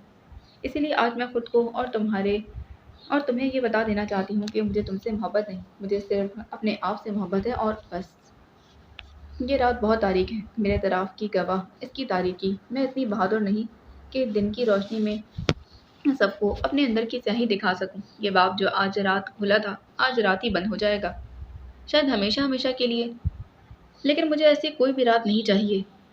अब मैं मोहब्बत करूंगी या नहीं, लेकिन खुद से झूठ नहीं बोलूंगी, खुद को धोखा नहीं दूंगी। महाबानों की आंखों से आंसू बह निकले थे। वो अपने अंदर झांकने चाहती थी, मगर आज से मगर आज उसने अपने अंदर झांका तो उसे सब नजर मगर आज उसने जब अपने अंदर झांका तो उसे सब नजर आ गया था, जिससे वो हमेशा नजरें चुराती रहती थी। अपनी जात के अंदर के खौफ की वजह से वो स्याही को बाहर नहीं निकालना चाहती थी, लेकिन उस रात उसकी आंखों से बहने वाले आंसुओं ने सभी स्याही धो डाली थी। सारी रात वो परेशान ख्याली का शिकार रही, अजीब अजीब से ख्वाब देख रहे थे। नेहा सीढ़ियाँ उतरती आ रही थी, वो जितना सीढ़ियाँ उतरती माँ बानो इसी कदर जमीन में धंसती जा रही थी। नेहा उस पर भी बेनियाज और बेफिक्र दिखाई दे रही थी, लेकिन माँ बानो मुसलसल चिल्ला रही थी, बचाव के लिए सबको पुकार रही थी। और फिर उसका ये ख्वाब टूट गया। अब्दुल्ला को माँ बानो की बात का यकीन नहीं आया था, लेकिन उसने एडी की तरफ से ही बाबा जान को फ़ोन किया। कल गुड़िया का इरादा है शॉपिंग पर जाने का, बाबा जान ने बताया, लेकिन हमें किसी हमले की इत्तला नहीं मिली। ऐसी कोई साजिश बनाई गई होती तो हमें ज़रूर इल्म हो जाता, वो भी सूरत में कि ये बात बाबा जान की हवेली से निकलकर लाहौर तक पहुंच चुकी है। लेकिन बाबा जान जिसने मुझे इत्तला दी है, इसे ये इल्म था कि गुड़िया ने जुमेरात को घर से निकलना है। इसीलिए इस इम्कान को रद्द नहीं किया जा सकता कि जिस साजिश के मुतल्लिक उसने हमें खबर दी है, वो वाकई बड़े बाबा जान की हवेली में बन चुकी। यूं भी वो ऐसी भी यूं भी वो ऐसी कोई भी घटिया हरकत कर सकते हैं। खैर, हम भी यहाँ चूड़ियाँ पहनकर तो नहीं बैठे। तुम ऐसा करो अब्दुल्ला कि फ़ौरन गाँव के लिए रवाना हो जाओ, लेकिन ज़रा ध्यान से, उन्होंने कहा। और ये तुम्हारी अम्मा ने भी कुछ कहना है, इनसे बात कर लो। अम्मा बहुत परेशान थी, पहले तो वो इससे खैर खैरियत पूछती रही। अब्दुल्ला, तुम बेहतियाती करते हो बेटा, उन्होंने कहा। गाँव आते साथ ही गन मैन ज़रूर लाना। मुझे तो ये भी डर है कि इन्हें तुम्हारे आने की भिनक मिल गई तो वो रास्ते में ही तुम्हें कोई नुकसान ना पहुंचा दे। आप बेफिक्र रहें अम्मा जान, मुझे कुछ नहीं होगा, उसने उन्हें तसल्ली दी। कैसे बेफिक्र हो जाऊं, जब तक तुम घर नहीं पहुंच जाओगे मेरी तो जान सूली पर लटकी रहेगी। और मेरी एक बात याद रखना, एक गाड़ी अपने आगे रखना और एक पीछे। बेटा देखो, लापरवाही मत करना। जैसे आपकी मर्जी, मैं बस आधे घंटे तक निकल रहा हूँ, खुदा हाफिज। انہیں علم نہیں تھا کہ اس بات کا۔ عبداللہ نے فون رکھا۔ ایڈی نے اس کی جانب سوالیہ نگاہوں سے دیکھا۔ نہیں، وہ بولا، اور سچ تو یہ ہے کہ مجھے بانو کی بات کا کچھ بھی یقین نہیں ہے۔ بہرحال کچھ نہ کچھ تو کرنا ہوگا۔ انکل آنٹی تو پریشان ہو گئے ہوں گے۔ ہاں، انہیں میری فکر ہے۔ اماں نے سختی سے ہدایت کی ہے کہ مسلح محافظوں کی ایک گاڑی میرے آگے اور ایک پیچھے ہونی چاہیے۔ وہ ہنس پڑا۔ اب میں اماں کو کیا سمجھاؤں کہ جس گولی پر میرا نام لکھا ہوگا وہ ہر حفاظتی حصار توڑ کر مجھ تک ضرور پہنچ جائے گی۔ یہ گن مین کے وغیرہ صرف اپنی تسلی کی باتیں ہوتی ہیں۔ اور پھر یہ گن مین بھی تو کسی کے بیٹے کسی کے بھائی ہوں گے جو صرف چند روپیوں کے عوض اپنی جان ہتھیلی پر لیے پھرتے ہیں۔ میری جان ان میں سے کسی سے زیادہ قیمتی تو نہیں۔ اس نے سگریٹ سلگا لیا تھا۔ یہ سب بیکار اور فضول باتیں ہیں۔ ہاں ہیں تو، لیکن انہیں بیکار اور فضول باتوں کے ساتھ زندہ رہنا ہے۔ تم یہ معاشرہ، اس کے نظام تبدیل تو نہیں کر سکتے، ایڈی نے کہا تھا۔ اسی بات کا تو افسوس ہے کہ میں یہ نظام اور معاشرہ تبدیل نہیں کر سکتا، اور اس سے بھی بڑھ کر افسوس اس بات کا ہے کہ میں آرٹ پڑھ چکا ہوں۔ میرا ذہن اور میری روح حسن اور خوبصورتی تلاش کرنا چاہتی ہے، لیکن ہوتا یہ ہے کہ ہر تلاش کا اختتام بدصورتی پر ہوتا ہے۔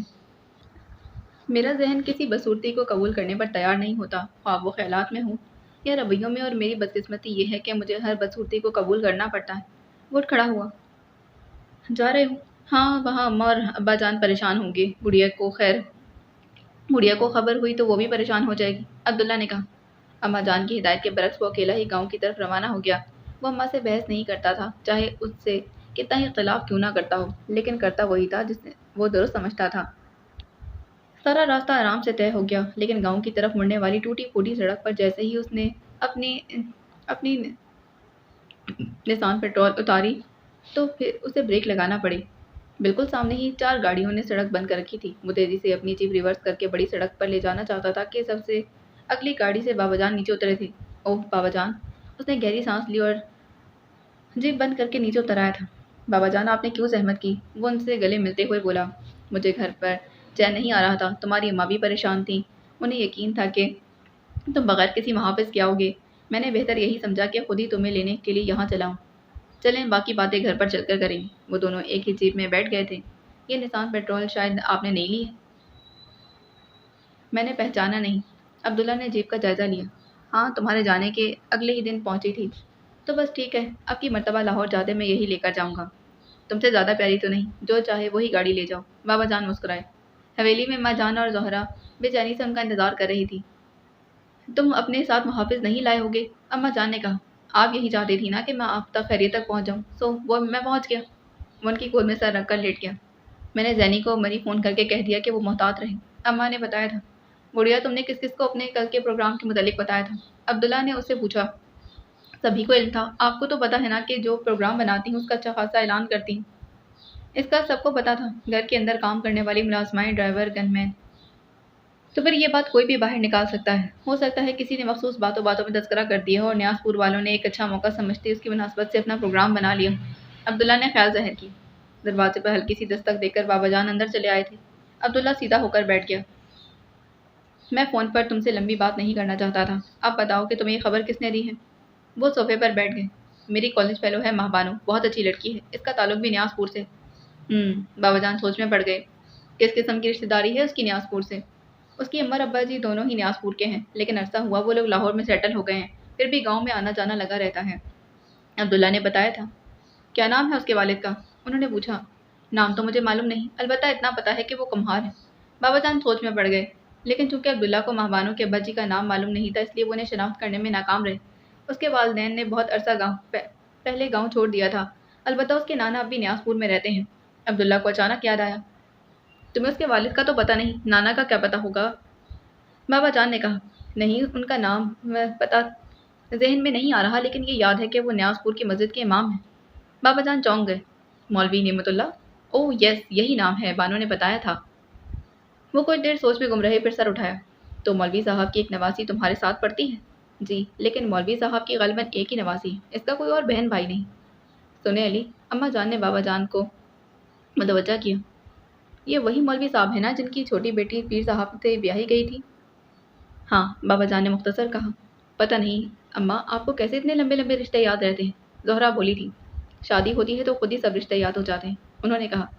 ٹھہرے، مجھے سمجھنے دیں۔ ایک ہوئے مولوی صاحب، ان کی ایک چھوٹی بیٹی ہے، اس کی شادی ہوئی کسی پیر صاحب سے، لیکن اماں یہ پیر صاحب کون ہیں؟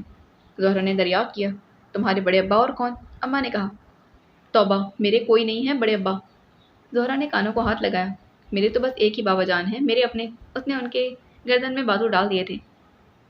तो ये महाबानो अपनी रेशमा की खलाजाद हुई ना? अम्मा ने बाबा जान से कहा। हाँ, बाबा जान ने इस बात में सर हिला दिया। ये क्या, आप लोग रिश्ते मिलाने बैठ गए हैं? काम की बात करें। अब्दुल्ला को उलझन होने लगी। देखें बाबा जान, ज़ोहरा ने हौले से उनके कान में कहा था। ज़रा नाम लिया रेशमा का और ये बेजार हो गए। बाबा जान ने बगौर उसके चेहरे की तरफ देखा। अब्दुल्ला को एहसास हो गया कि वो उसके चेहरे पर क्या तलाश करना चाहते हैं, इसीलिए उसने जल्दी से मौजू तब्दील कर दिया। कल प्रोग्राम ये होगा कि गुड़िया घर पर होगी, गाड़ी पर शहर मैं जाऊंगा, फिर देखते हैं कि वो लोग क्या करेंगे। तुम नहीं जाओगे अब्दुल्ला? अम्मा जान ने एक लम्हे में उसका प्रोग्राम रद्द कर दिया। गाड़ी में सिर्फ मुसल्लह मुहाफिज होंगे, वो निपट लेंगे खुद ही। अच्छा, कल की कल देखी जाएगी। उसने बात खत्म करना चाही। हरगिज नहीं, माँ ने उसे डपट दिया और फिर बाबा जान की तरफ मुड़ी। आप इसे समझाएं अली, ये इस वक्त बात टाल रहा है, लेकिन कल वही करेगा जो इसकी मर्जी होगी। तुम खुद क्यों जाना चाहते हो अब्दुल्ला? बाबा जान ने पूछा। हालांकि वो उसका जवाब जानते थे। इस किस्म के जवाब वो बारहा उन्हें दे चुका था। वो इसकी जगह होते तो अपने बाबा जान को भी यही जवाब देते, बल्कि वो तो उससे भी सख्त और तुच्छ बातें अपने बाबा जान से कह दिया करते थे। मगर अब जगह तब्दील हो चुकी थी। जब वो बेटे थे तो इस किस्म की बात अपने बाबा जान से दो टोक अंदाज में कह दिया करते थे, और अब वो बाप थे और उनके सामने उन्हीं का बेटा खड़ा था। वक्त ने सोच में कितना फ़र्क पैदा कर दिया था। जवानी में नताइज की परवाह नहीं होती थी। आग का समंदर रास्ते में आता था तो वो बगैर सोचे समझे उसमें कदम रख देते कि इससे पाँव भी चल सकते हैं। और अब जब जिंदगी की नदी में उम्र का पानी आहिस्ता रवि से बहने लगा तो सोचने का अंदाज कितना बदल गया था। अपना सब कुछ दांव पर लगा देना बहादुरी नहीं, हमाकत होती है। अब जिंदगी हिसाब किताब से कटने लगी थी। दुश्मन के मुकाबले में अब हमारा नुकसान कितना होगा और फ़ायदा कितना, फलां बात का नतीजा क्या निकलेगा, फलां अमल का क्या रद्दमल होगा। बस अब यही हिसाब किताब रह गया था। बाबा जान, आप वो गोली रोक सकते हैं जिस पर कज़ा ने मेरा नाम लिखा हो? अब्दुल्ला की आवाज़ उन्हें सोचों से बाहर खींच लाई थी। और क्या ये मुमकिन है कि कोई इंसान अपने वक्त से पहले या फिर वक्त के बाद इस दुनिया से जाए? कल मैं इसीलिए जाना चाहता हूँ बाबा जान कि मेरी ज़िंदगी आपके इन मुसल्लह मुहाफ़िज़ों या फिर मज़ारों से ज़्यादा कीमती नहीं। वो चंद 100 रुपयों या फिर गंदम चावल या 2-4 बोरियों की खातिर हमारे सामने ढाल बनते हैं तो मुझे अपने आप से शर्मिंदगी महसूस होने लगती है। लफ्ज़ इंसानियत से घिन आने लगती है मुझे। मैं कोई नेक पारसा इंसान नहीं। मैं जानता हूँ कि मुझे इस दुनिया में रहना है और मेरा वजूद, मेरा ज़मीर इसकी गलाज़तों से आलूदा ज़रूर होगा। बस मेरी ख्वाहिश सिर्फ इतनी है कि यह आलूदगी कम से कम। भाई, आपको तो मौका मिलना चाहिए फ़लसफ़ी बनने का। ज़ोहरा ने टांग अड़ाई। इतने फ़लसफ़े में पड़ेंगे तो ज़िंदगी गुजारना मुश्किल हो जाएगी। मिसफिट हो जाएंगे इस माशरे में। सीधी सी बात है, न्यासपुर वालों की तरह हमने अपने मुसल्लह मुहाफ़िज़ों या मज़ारों को बरसों अपना नमक खाने का ताना देकर किसी मुलाज़मत के लिए मजबूर नहीं किया। वो हमारी खिदमत करते हैं तो हम भी इन्हें हक़ की खिदमत देते हैं। बात बराबर हो गई। अगर एक गनमैन हमारी ढाल बनता है तो इसीलिए कि वो अपनी मर्ज़ी से ये काम करने पर राज़ी हुआ। जो गनमैन हमारी ढाल बन रहा है या जो मज़ारे बरसों से यहाँ आबाद हमारी ज़मीनों पर काम कर रहे हैं, इनके पास ये काम करने के अलावा ऑप्शन कौन सा है? सदियों की ग़ुलामी ने उन्हें अब इस काबिल छोड़ा ही कब है कि इन कामों से हटकर वो कुछ और सोच सकें। रहट के गिर्द घूमने वाला बैल हर रोज़ मीलों के हिसाब से सफ़र करता है, लेकिन रहता तो उसी दायरे में है जहाँ उस सफ़र का आगाज़ होता है। और ये मज़ारे, ये सिस्टम सब कुछ रहट के बैलों की तरह है, जो हमेशा इस खुशफ़हमी में मुब्तला रहते हैं कि सदियों का फ़ासला तय करने के बाद अगला मोड़ मुड़ते ही सब कुछ तब्दील हो जाएगा। लेकिन तब्दील तो कुछ भी नहीं होता, ना होगा। हाँ, सदियाँ ज़रूर गुजर जाएंगी। अब्दुल्ला उठ खड़ा हुआ। मैंने सोचा जा रहा हूँ, जो प्रोग्राम मैंने बनाया है वो फाइनल है, इसमें तरमीम की गुंजाइश नहीं। अब्दुल्ला सोने के लिए कहकर अपने कमरे में चला गया, लेकिन उसका सोने का इरादा नहीं था। वो अम्मा और बाबा जान के साथ बहस नहीं करना चाहता था, इसीलिए चला आया था। अभी कल उसे सुबह के लिए मनसूबा बंदी भी करनी थी, और वो भी पौ पड़ने से पहले। आध घंटे तक उसने सबके सोने का इंतजार किया, फिर अपने दो काबिल एतमाद मुहाफ़िज़ों के साथ बाहर निकल आया। उसे हवेली से बड़ी सड़क तक तमाम रास्ते का जायज़ा लेना था। ये अंदाज़ा लगाने की कोशिश करना थी कि अगर हमला हुआ तो किस तरफ से होगा। ये काम अकेले मुमकिन नहीं था। तमाम रास्ते को अच्छी तरह देखने के बाद एक जगह वो रुक गया था। अगर कल कोई हमला हुआ तो वो इसी जगह पर होगा, उसने कहा। इस तरफ सड़क बहुत टूटी फूटी है। वैसे तो जीप इस तरह के रास्तों पर रफ्तार कम किए बगैर गुजर सकती थी, लेकिन आम हालात में तकरीबन सभी यहाँ रफ्तार कम कर देते थे। और इर्द गिर्द धान के खेत थे, तो फिर यहाँ तो धान की कटाई शुरू हो चुकी थी, लेकिन सड़क के गिर्द वाक़े खेत दूर दूर तक इस तरह लहलहा रहे थे। यहाँ मगर यहाँ तो बहुत मुश्किल है। शाह साहब, فتح محمد نے کہا تھا، کھیتوں میں تو کھڑے ہونے کی بھی جگہ نہیں، اس طرح کھیتوں میں گھسنا ان کے لیے ممکن نہ ہوگا، اور پھر یہ تو کھیت بھی ہم ہی لوگوں کے ہیں۔ نیاز پور والوں کے نقطۂ نظر سے حملے کے لیے یہی سب سے محفوظ اور مناسب مقام ہے۔ یہاں مسلح محافظوں کی 2 تو کیا 10 گاڑیاں ہوں تب بھی وہ بیک وقت سب کو ناکارہ بنا سکتے ہیں۔ آپ کی بات درست ہے۔ فتح محمد نے گرد و پیش کا جائزہ لیا۔ لیکن شاہ صاحب، حملہ کرنے کے لیے سب سے پہلے انہیں خود کھڑا ہونے کی جگہ چاہیے۔ سوچو فتح محمد، ان کی جگہ ہوتے تو سب سے پہلے کیا کام کرتے؟ عبداللہ نے کہا، سب سے پہلے تو اس بات کا انتظام کرتے کہ دشمنوں کو زیادہ سے زیادہ نقصان پہنچے، اور پھر ہمیں کم سے کم۔ فتح محمد کے بھائی نور محمد نے کہا، اور اس کام کے لیے یہ جگہ کامیاب ہے، اس کے بعد ہم کیا کرتے؟ میں سمجھ گیا شاہ صاحب، فتح محمد کی آواز میں جوش تھا۔ سیدھی بات ہے کہ ہم ان کھیتوں میں اپنے لیے جگہ بناتے۔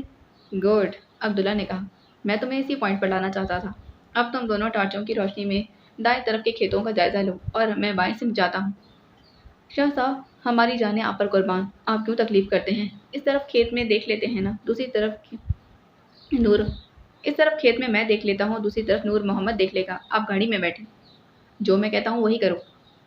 میرا مطلب تھا شاہ صاحب کہ کھیتوں میں سانپ بچھو وغیرہ بھی ہوتے ہیں، آپ کو تکلیف نہ پہنچے۔ فتح محمد نے صفائی پیش کی، میں نے کہا نا فتح محمد کہ جو میں کہہ رہا ہوں وہ کرو۔ عبداللہ نے قدرے سختی سے کہا اور بائیں طرف کھیتوں کی جانب بڑھ گیا تھا۔ اس طرح ایک ٹارچ کی روشنی میں کڑی فصل میں گھسنا خاصا مشکل اور خطرناک کام تھا، لیکن ان کے پاس وقت بہت کم تھا اور یہ جائزہ انہیں وہ پھٹنے سے پہلے مکمل کر لینا تھا۔ راستہ تلاش کرتے کرتے عبداللہ کے بازوؤں پر خراشیں بھی آ گئی تھیں۔ بالآخر آدھ پون گھنٹے کی تگ و دو کے بعد وہ راستہ تلاش کرنے میں کامیاب ہو گیا جو اس مقصد کے لیے نیاز پور والوں نے بنایا تھا۔ ٹارچ کی مدھم روشنی میں یوں ہی محسوس ہو رہا تھا جیسے وہاں بھی کھڑی فصل ہے، جبکہ در حقیقت وہاں سے فصل کاٹ کر باقی پودوں کے سہارے یوں ہی کھڑی کر دی گئی تھی۔ ایک مرتبہ راستہ ملا پھر باقی کام زیادہ مشکل نہیں تھا۔ وہ کٹی ہوئی فصل کے درمیان راستہ بناتے ہوئے اس جگہ تک پہنچا تھا جو حملہ کرنے کے لیے تیار کی گئی تھی۔ یہاں سے سڑک پر ہچکولے لے جاتی گاڑی کو بہت آرام سے نشانہ بنایا جا سکتا تھا، اور اس جگہ کا جائزہ لینے کے بعد وہ واپس پلٹ آیا۔ راستہ تلاش کرتے کرتے عبداللہ کے بازوؤں پر خراشیں بھی آ گئی تھیں۔ بالآخر آدھ پون گھنٹے کی تگ و دو کے بعد وہ راستہ تلاش کرنے میں کامیاب ہو گیا جو اس مقصد کے لیے نیاز پور والوں نے بنایا تھا۔ ٹارچ کی مدھم روشنی میں یوں ہی محسوس ہو رہا تھا جیسے وہاں بھی فصل کھڑی ہے، جبکہ در حقیقت وہاں سے فصل کاٹ کر باقی پودوں کے سہارے یوں ہی کھڑی کر دی گئی تھی۔ ایک مرتبہ راستہ ملا پھر باقی کام زیادہ مشکل نہیں تھا۔ وہ کٹی ہوئی فصل کے درمیان راستہ بناتے اس جگہ پر جا پہنچا جو حملہ کرنے کے لیے تیار کی گئی تھی۔ یہاں پر سے سڑک ہچکولے کھاتی گاڑی کو بہت آرام سے نشانہ بنایا جا سکتا تھا۔ وہ اس جگہ کا اچھی طرح جائزہ لینے کے بعد واپس پلٹ گیا۔ جیپ کے ساتھ ٹیک لگا کر اس نے سگریٹ سلگا لی۔ ایک لمحے اسے ماہبانوں کا خیال آیا اور اس کا دل ماہبانوں کے لیے شکر گزاری کے جذبات سے بھر گیا۔ اگر اس نے اطلاع نہ دی ہوتی تو اسے آگے وہ سوچنا بھی نہیں چاہتا تھا۔ میں تو ٹھیک سے اس کا شکریہ ادا بھی نہیں کر سکا، مجھے اس اطلاع کی صداقت پر یقین تو تھا نہیں۔ اس نے سامنے پھیلے کھیتوں کی طرف دیکھا۔ فتح محمد اپنے بھائی کے ساتھ واپس آ رہا تھا۔ آپ ٹھیک کر رہے تھے شاہ صاحب، اس نے جوش سے کہا، وہاں تو باقاعدہ جگہ بنی ہوئی ہے۔ واپس چلو۔ اس نے سگریٹ کا بقیہ حصہ فضا میں اچھال دیا اور پھر جیپ میں بیٹھ گیا تھا۔ صبح جب اماں جان نے ماہبانوں کو جگایا تو وہ بخار میں پھنک رہی تھی۔ یہ کیا؟ اماں گھبرا گئیں۔ بانو کے با؟ ماں بانو اٹھ بیٹھی۔ کیا ہوا ماں، خیر تو ہے؟ اس نے بکھرے بال سمیٹ کر ڈھیلا ڈھالا سا جوڑا بنایا۔ لیٹی رہو، تمہیں تو اتنا سخت بخار ہے۔ اماں نے زبردستی اسے لٹانا چاہا۔ ٹھیک ہو جائے گا خود ہی، اس نے لاپرواہی سے کہا۔ مجال ہے کہ میری کوئی بات سن لے۔ اماں بڑبڑائیں پھر بآوازِ بلند بولی تھی۔ اجی سنتے ہیں؟ ابا جی مٹی سے بھرے ہاتھوں سمیت اس کے کمرے میں داخل ہوئے۔ کیا ہوا؟ ذرا دیکھیں تو کہ بانو کو کس قدر تیز بخار ہے۔ اماں بخار ہی ہے نا، ٹھیک ہو جائے گا۔ ایسے تو نہیں ٹھیک ہو جائے گا نا۔ ابا جی نے کندھے پر رکھے کپڑے سے ہاتھ صاف کیے اور پھر اپنا ہاتھ اس کے ماتھے پر رکھ کر حرارت کا جائزہ لینے لگے۔ یہ تو بہت زیادہ ہے، تبھی تو آپ کو آواز دی ہے۔ تم ایسا کرو بانو کی ماں، مجھے تھرمامیٹر لا دو اور اسے ناشتہ بھی کروا دو تاکہ بعد میں دوا لے سکے، پھر میں اسے ڈاکٹر کے پاس لے جاتا ہوں۔ اس نکار خانے میں میری بھی کوئی سنے گا؟ ماں بانو نے بیچارگی سے کہا۔ کیا ہے؟ آج میری ڈرائنگ کی کلاس ہے، میں کسی صورت نہیں چھوڑ سکتی۔ بھاڑ میں گئی ایسی پڑھائی۔ اماں کو غصہ آ گیا تھا۔ میری بچی بخار میں پھنک رہی ہے اور کالج والوں کو پرواہ ہی نہیں۔ ایک دن نہ جانے سے کیا فرق پڑے گا، آج چھٹی کر لو، کل تو پھر جمعہ ہی ہے۔ ابا جی نے کہا۔ ممکن ہی نہیں ابا جی، روز کی روز مارکنگ ہوتی ہے، میری ایوریج خراب ہو جائے گی۔ बड़ी मुश्किलों से तो अम्मा और अब्बा जी को कायल करके वो कॉलेज जाने के लिए तैयार हुई। इसका सर बुरी तरह दुख रहा था, आंखें भी जल रही थी। आमतौर पर कॉलेज जाने से पहले वो नाश्ता नहीं करती थी, लेकिन अम्मा ने ज़बरदस्ती डबल रोटी और अंडा ढुसवा दिया था। अब्बा जी ने दवाओं के बक्स से दवा निकाल कर दी, तब उसे घर से निकलने की इजाज़त मिली थी। चलो मैं तुम्हें कॉलेज छोड़ाऊँ, अब्बा जी ने कहा। मैं चली जाऊँगी, जिद नहीं करते, अब्बा जी ने उससे प्यार से कहा था। बुखार की वजह से बहुत बेचैनी महसूस हो रही थी, लेकिन वो काम करती रही। उमा अपना काम छोड़कर बार बार उसके पास आ जाती। अब तबीयत कैसी है, वो तशवीश से पूछती। अब कुछ बेहतर है, सुबह दवा खा ली थी, अब तो सर में दर्द भी नहीं और बुखार भी महसूस नहीं हो रहा, वो कहती और फिर अपने काम में मसरूफ हो जाती। नेहा उसके साथ ही काम कर रही थी, जीन्स और खुली शर्ट में मलबूस, सर पर नीली कैप रखे जिससे उसके सुनहरी बाल बाहर निकल रहे थे, कान के ऊपर पेंसिल टिकाए। वॉकमैन सुनते हुए वो हमेशा की तरह बेनियाज और लापरवाही दिखाई दे रही थी। कितनी खुशकिस्मत है ये, माँ बानो ने सोचा। इसके ज़मीर पर कोई बोझ नहीं, मेरी तरह एहसास कमतरी में भी मुब्तला नहीं। किस सोच में गुम हो? उमा की आवाज़ ने उसे चौंका दिया। किसी नहीं, नहीं किसी भी नहीं, उसने जल्दी से कहा। तो आओ कुछ खा पी लें, कसम से बहुत भूख लग रही है। दवा, तुम दवा भी खा लेना, सैंडविचेस और कोल्ड ड्रिंक लेकर बाकी सबसे हटकर बैठेंगे। पता नहीं अब्दुल्ला ने मेरी हिदायत पर अमल किया है या नहीं, माँ बानो ने कहा। बहुत मुश्किल है, हम उसकी खैरियत की दुआ ही कर सकते हैं, उमा बोली थी। पीर साहब और उनके बेटे तो पढ़े लिखे जाहिल ही हैं, लेकिन अब्दुल्ला को ऐसी जहालत का सबूत नहीं देना चाहिए। क्या फ़र्क पड़ता है अगर आज के दिन उसकी हवेली से कोई बाहर ना निकले? इससे क्या होगा? उनके दरमियान दुश्मनी ख़त्म तो नहीं हो जाएगी। आज तो किसी न किसी तरह उन्हें इस साजिश की खबर हो गई, लेकिन हर मर्तबा तो ऐसा नहीं होगा ना। वो कल फिर ऐसा ही करेंगे, कोई मंसूबा बनाएंगे और फिर अब्दुल्ला या उसके घर वाले बेखबरी में उसका शिकार हो जाएंगे। मेरे ख्याल में तो पीर साहब और उनके घर वालों को ये बावर करवाना ज़रूरी है कि अब्दुल्ला वगैरह भी कोई तरने वाला नहीं। दहशतगर्दी और तशद्दुद का जवाब तशद्दुद से नहीं दिया जाता। ये ज़मीनें तो यूं भी बड़ा फसाद हैं। कोई ये नहीं सोचता कि ज़मीनें जायदाद और बैंक बैलेंस वगैरह इसी तरह पड़ा रह जाएगा। ये ना ये सब कुछ पीर जलालुद्दीन शाह अपने साथ ले जा सकते हैं और ना ही उनके बेटे लेकर जा सकेंगे। तुम अपना दिल मत चलाओ, जो तुम कर सकती थी तुमने कर लिया, इससे ज़्यादा तो कुछ भी नहीं है तुम्हारे हाथ में। उमा ने उसे तसल्ली दी। वो खामोशी से कोल्ड ड्रिंक से एक घूंट लेने लगी। माँ बानो ने सोचों में गुम थी जब उम्मा ने उसे ठोका दिया था। बानो, साद आ रहा है। बानो ने सर उठाकर देखा, साद उन्हीं की तरफ आ रहा था। हेलो, कैसी हो तुम दोनों? उसने करीब पहुंचकर कहा। बिल्कुल ठीक, तुम सुनाओ। पिछले दिन फिर पिछले चंद दिन से नजर नहीं आ रहे थे। उम्मा बोली। ड्यूरी में फंसा हुआ था, आजकल बहुत मुश्किल से वक्त निकाल कर आया। Excuse me. उम्मा खाली बोतल ज़मीन पर रखकर उठ खड़ी हुई। मुझे लाइब्रेरी में कुछ काम है, मैं चलूँ? और बानो, मैं वहीं से क्लास में चली जाऊंगी, तुम आ जाना। उमा बहाना बनाकर उठ खड़ी हुई तो साद उसके बराबर बैठ गया। बहुत नाराज़ हूँ, वो उसकी तरफ देखते हुए बोल उठा। नहीं, माँ बानो ने आम से लहजे में कहा। मैंने उस दिन जो कुछ कहा था वो मुझे नहीं कहना चाहिए था। दरअसल फेयरवेल वाले दिन जब तुम ऑडिटोरियम से बाहर निकली तो ये सोचकर मैं भी तुम्हारे पीछे गया कि तुम्हें वहाँ इतनी रात अकेले नहीं खड़े होना चाहिए। शायद तुम्हें परेशानी हो, पता नहीं कोई तुम्हें पिक करने आया भी होगा या नहीं। मैंने अब्दुल्ला को भी उठते देखा था, लेकिन उस वक्त मेरे जहन में कोई बात नहीं आई थी। मगर फिर बाहर निकलकर मैंने देखा कि तुम दोनों उसकी कार से टेक लगाए बातें करने में मसरूफ थे। मुझे ये अच्छा नहीं लगा। पता नहीं क्यों मुझे ये ख्याल गुजरा कि तुम किसी का इंतज़ार करने नहीं बल्कि अब्दुल्ला के साथ प्रोग्राम बनाकर बाहर निकली हूँ। पता नहीं मुझे क्या हो गया था बानो, मुझे ऐसा नहीं सोचना चाहिए था। अगर मैं प्रोग्राम बनाकर निकली थी तो तब भी क्या परेशानी थी? बानो ने बिलाखिर क्लियर करने का फैसला कर ही लिया था। हाँ, मैंने तुमसे कोई कमिटमेंट नहीं की, ना तुमने मुझसे। मुझे तुम पर हक जताने का कोई इख्तियार नहीं, लेकिन ये हकीकत है बानो कि मैं तुमसे मोहब्बत करता हूँ। मैं ये बात अपने पाँव पर खड़े होने के बाद तुमसे कहना चाहता था, मगर आज इसीलिए कह रहा हूँ ताकि हमारे दरमियान जो गलतफहमी पैदा हुई है वो ख़त्म हो सके। और मुझे यकीन है कि तुम भी मेरे लिए वही सब कुछ महसूस करती हो जो मैं तुम्हारे लिए महसूस करता हूँ। माँ बानो चंद लम्हे उसकी तरफ देखती रही, फिर बोली। मुझे अफसोस है साथ, तुमने कुछ देर कर दी। देर कर दी? उसने ज़ेरे लब दोहराया। तो क्या अब्दुल्ला? वो उससे आगे कुछ ना कह सका।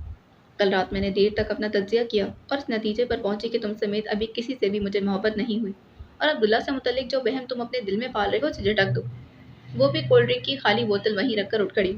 मैं चलती हूँ अब, अभी काम रहता है। साथ खामोशी से उसे जाते देखता रहा। जब वो नज़रों से ओझल हो गई तो वो भी उठ खड़ा हुआ।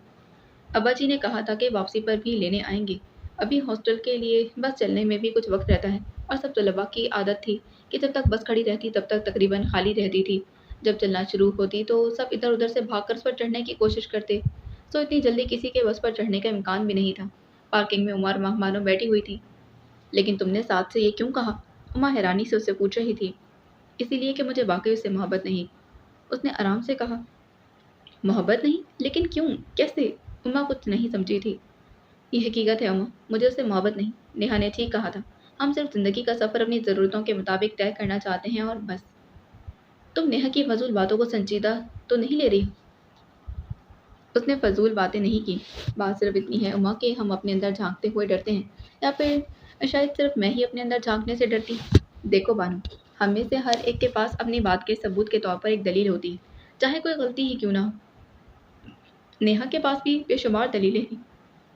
तुम महज किसी की बातों से इम्प्रेस होकर अपनी जिंदगी को अपने लिए तकलीफ दे मत बनाओ। उमा ने उसे समझाया था। नहीं उमा, ऐसा नहीं है। बात सिर्फ इतनी है कि मैं किसी खुद फरेबी में मुब्तला नहीं रहना चाहती। हमें हकीकत को तो कबूल करना चाहिए ना। बस स्टार्ट हो चुकी थी, लेकिन हस्ब मामूल तलबा अपने आप में मगन थे। नेहा उनके करीब आ गई। उमा अपनी चीज़ें मुझे दे दो, मैं बस में रखा हूँ। उमा ने अपनी चीज़ें उससे पकड़ा दी थी। वो बस की तरफ बढ़ गई। जावेद, जो कॉलेज में जेम्स के नाम से पुकारा जाता था, उसे दो चार बातें की और बस में चीज़ें रखकर उतर आई थी। अब तुम्हारी तबीयत कैसी है बानो? उसके बराबर बैठते हुए पूछा। ठीक हूँ। चलो कल आराम कर लेना। मेरा पूरा हफ्ता इस उम्मीद पर गुजरता है कि अभी जुम्मा ही छुट्टी आएगी और कुछ आराम नसीब होगा। नेहा बोली थी। मैं जुम्मे का सारा दिन अपने अब्बा जी के साथ गुजारती, मुझे बहुत अच्छा लगता है। कल का दिन तो मैं भी अपने घर वालों के साथ गुजारूंगी। आज शाम में इस्लामाबाद जा रही हूँ, नेहा ने कहा था। ओह, मैं कमरे में अकेली रह जाऊंगी, उमा बोली थी। जब भी नेहा इस्लामाबाद जाती थी तो माँ बानो का बहुत दिल चाहता कि उमा को अपने घर ले जाए। नेहा के जाने से वो खुद भी बहुत तनहा महसूस करती थी, लेकिन माँ बानो से अपने घर नहीं ले जा सकती थी। उनका छोटा सा घर उनके लिए भी कम पड़ता था, और फिर अम्मा थी, वो तो किसी सूरत बर्दाश्त नहीं कर सकती थी कि उनके घर कोई हिंदू लड़की दाखिल हो। उन्हें तो माँ बानो की उमा से दोस्ती पर बिल्कुल भी पसंद नहीं थी।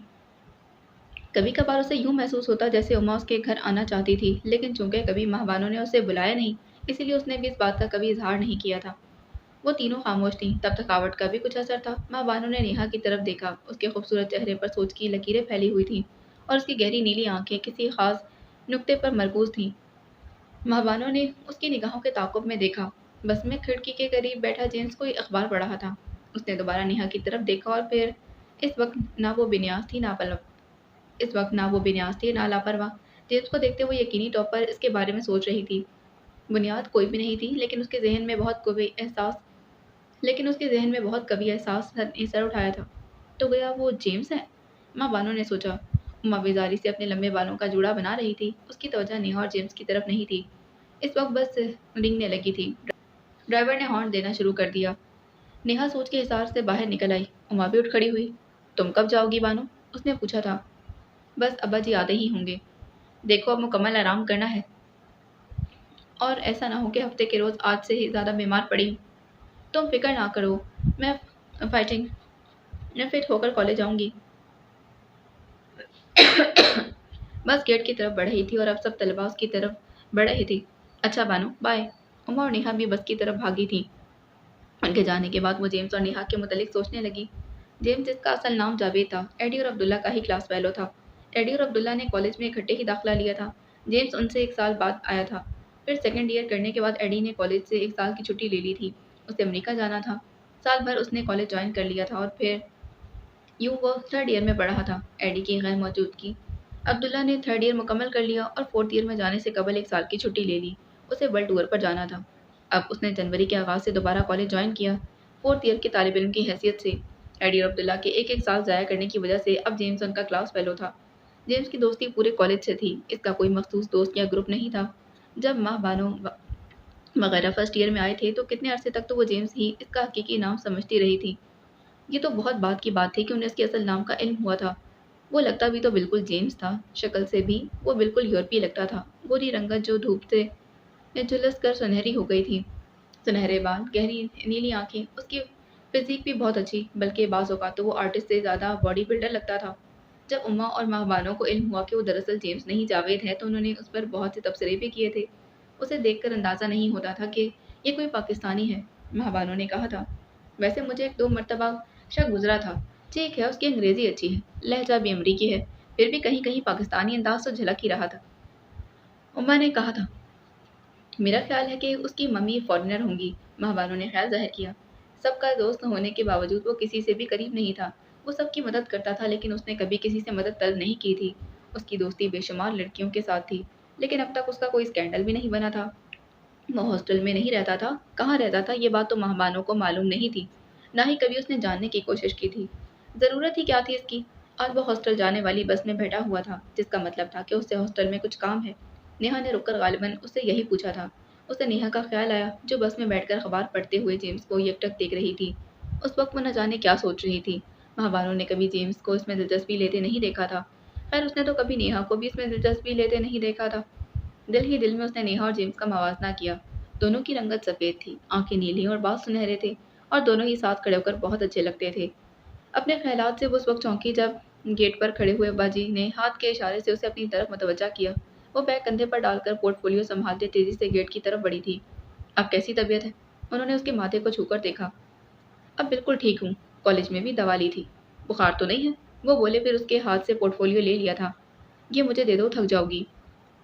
دونوں ساتھ ساتھ سیکریٹریٹ کے اسٹاپ کی طرف چل پڑے تھے۔ آج اکیلی بیٹھی تھی، انہوں نے کہا۔ ہاں اماں تو ہاسٹل چلی گئی تھی، باقی کچھ دوست چلے گئے تھے اور کچھ اندر کام کر رہے تھے، اس نے بتایا۔ تمہاری اماں تمہارے لیے سخت پریشان تھی۔ وہ تو یوں ہی پریشان ہوتی رہتی، اس نے جواباً کہا۔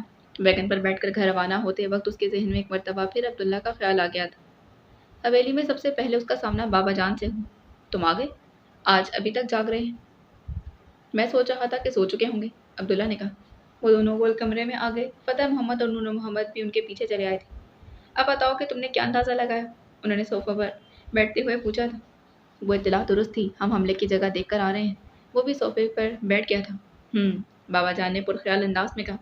مجھے تفصیل سے بتاؤ۔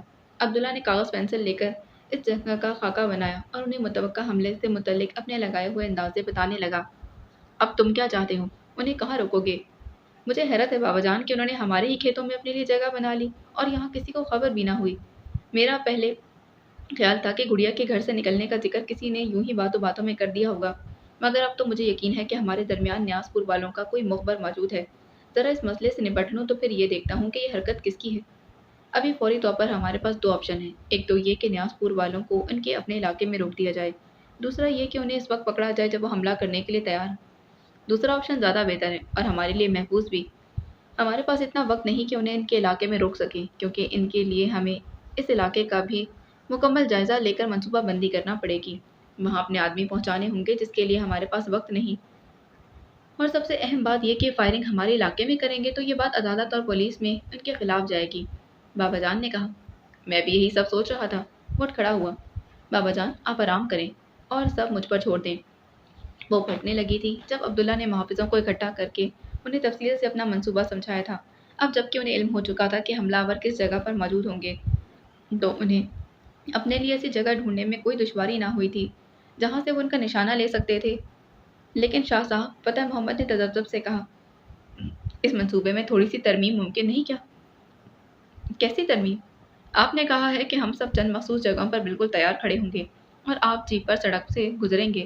اس موقع پر شاہ صاحب ہمیں حق نحوق ادا کرنے دیں۔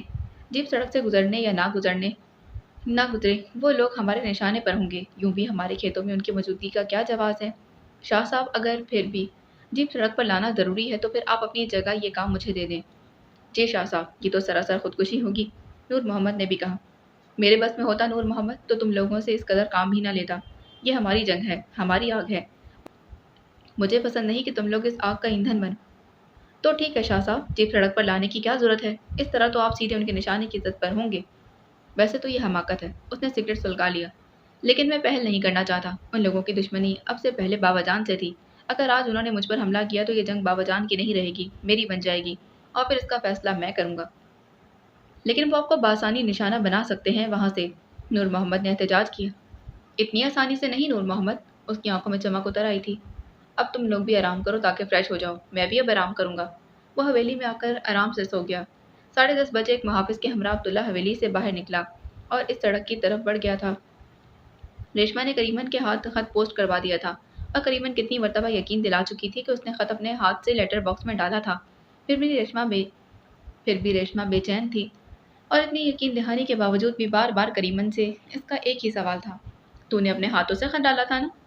صحیح کہتی ہوں بیبی، میں نے اپنے ہاتھوں سے ڈالا تھا، اب تو کب کا لاہور بھی پہنچ چکا ہوگا۔ ریشما کے لیے ایک ایک لمحہ کاٹنا دوبر ہو رہا تھا۔ گزاری کے لیے اس نے اخبار اٹھا لیا۔ اس معاملے میں بھی اس کے ساتھ عجیب سلوک ہوتا تھا۔ وہ جو کچھ پڑھنا چاہتی تھی پہلے وہ بابا جان کے ہاتھ سے گزرتا، اس تک کبھی پوری خبر نہیں پہنچا کرتی۔ اس تک تو کبھی پورا اخبار نہیں پہنچا تھا۔ کتابیں بھی گنی چنی آتی تھیں، بہت عام سطح سے کہانیوں والی جو کسی اخلاقی مقولے کی بنیاد پر لکھی جاتی تھی۔ اسلامیات سے متعلق کتابیں اس کے پاس سب سے زیادہ تھیں۔ سبت حسن نے کتنی مشکلوں سے اسے اجازت دلوائی تھی انگریزی شاعری پڑھنے کی۔ ان میں بھی نظمیں خوب دیکھ بھال کر منتخب کی جاتی، اور یہ اور بات کہ سبت ان نظموں کے ساتھ ساتھ اسے اردو شاعروں کی دوسری خوبصورت نظموں کا حوالہ بھی دیا کرتا تھا۔ ویسے تو بابا جان ہمیشہ ہی کہتے تھے، بیٹا آپ کسی کتاب کا نام لیں، ہم آپ کو منگوا دیں گے، لیکن وہ جانتی تھی کہ ایسا نہیں ہوگا، اور بابا جان کو جھوٹا پڑھتے بھی نہیں دیکھ سکتی تھی، اسی لیے اس نے کبھی ان سے ایسی کوئی فرمائش نہ کی تھی۔ ہاں، اپنی مرضی سے وہ کتابیں لاتے رہتے تھے، کبھی اردو یا انگریزی میں قرآن پاک کی تفسیر لے آتے تھے، کبھی اسلام کے حوالے سے کسی لیکچر کی آڈیو کیسٹ اسے دے دیتے تھے۔ انہیں اس کی پڑھائی لکھائی بالکل پسند نہیں تھی۔ پتہ نہیں سب کو کیا ہوا تھا کہ اس نے ریشما کو پڑھانا شروع کر دیا تھا۔ جو ہی وہ چھٹیوں میں گھر آتا، دونوں بہن بھائیوں کا سارا دن پڑھائی میں گزر جاتا تھا۔ وہ منع کرنا چاہتے تھے۔ جب انہوں نے یاسمین بیگم کے منہ سے سنا کہ سبت حسن ریشما کو پڑھا رہا ہے تو وہ اسے منع کرنے ریشما کے کمرے میں گئے۔ وہ دروازے میں کھڑے تھے۔ سبت غالباً اسے پڑھا چکا تھا اور وہ اب سبق دہرا رہی تھی، ہر طرف سے بے خبر ہو کر۔ اسے تو ان کی آمد کی بھی خبر نہ ہوئی تھی۔ ان کے دل میں ہلکی سی کسک جاگ اٹھی۔ اسی طرح زرینہ بھی ان کی آمد سے بے خبر رہتی تھی، اپنے آپ میں مگن۔ دروازے میں کھڑے ہو کر وہ ریشما کو تکتے رہے۔ اس کے چہرے پر خوشی اور جوش کے بہت سے رنگ پھیلے ہوئے تھے۔ ایسی خوشی انہوں نے زرینہ کے چہرے پر کبھی نہیں دیکھی تھی۔ یہ سب رنگ وہ اس کے چہرے پر بھی دیکھنا چاہتے تھے، لیکن ان تک پہنچنے سے پہلے وہ خوشی اور مسرت کے یہ رنگ حیدر علی کو دے کر آئی تھی۔ ان کو دینے کے لیے اس کے پاس کچھ بھی نہیں بچا تھا۔ کتنی خواہش تھی کہ زرینہ خوش رہے، مسرت کی ایک کرن ہی صحیح خوشی اس کے چہرے کو منور کر دے، مگر ان دونوں کے درمیان بہت فاصلے تھے۔ انہوں نے زندگی میں صرف ایک مرتبہ محبت کی تھی، صرف ایک لڑکی نے منتر پڑھ کر ان کے قدم جکڑے تھے، پر ان کی انا اور رتبے نے ان کی محبت کو ان سے بہت دور کر دیا تھا۔ اگر حیدر علی فوزیہ کے ساتھ خوش رہ سکتا تھا تو وہ بھی زرینہ کے ساتھ خوش رہ سکتے تھے، لیکن یہ خیال اس وقت ذہن میں آئے جب وہ نہیں رہی تھی، ان سے بہت دور جا چکی تھی، کبھی واپس نہ آنے کے لیے۔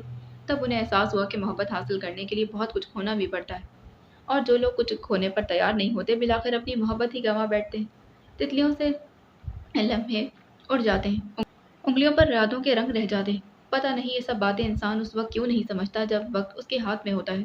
جب وقت نکل جاتا ہے تو کفے افسوس ملتا رہ جاتا ہے۔ ریشما کو کسی کی موجودگی کا احساس ہوا تو اس نے سر اٹھا کر دیکھا۔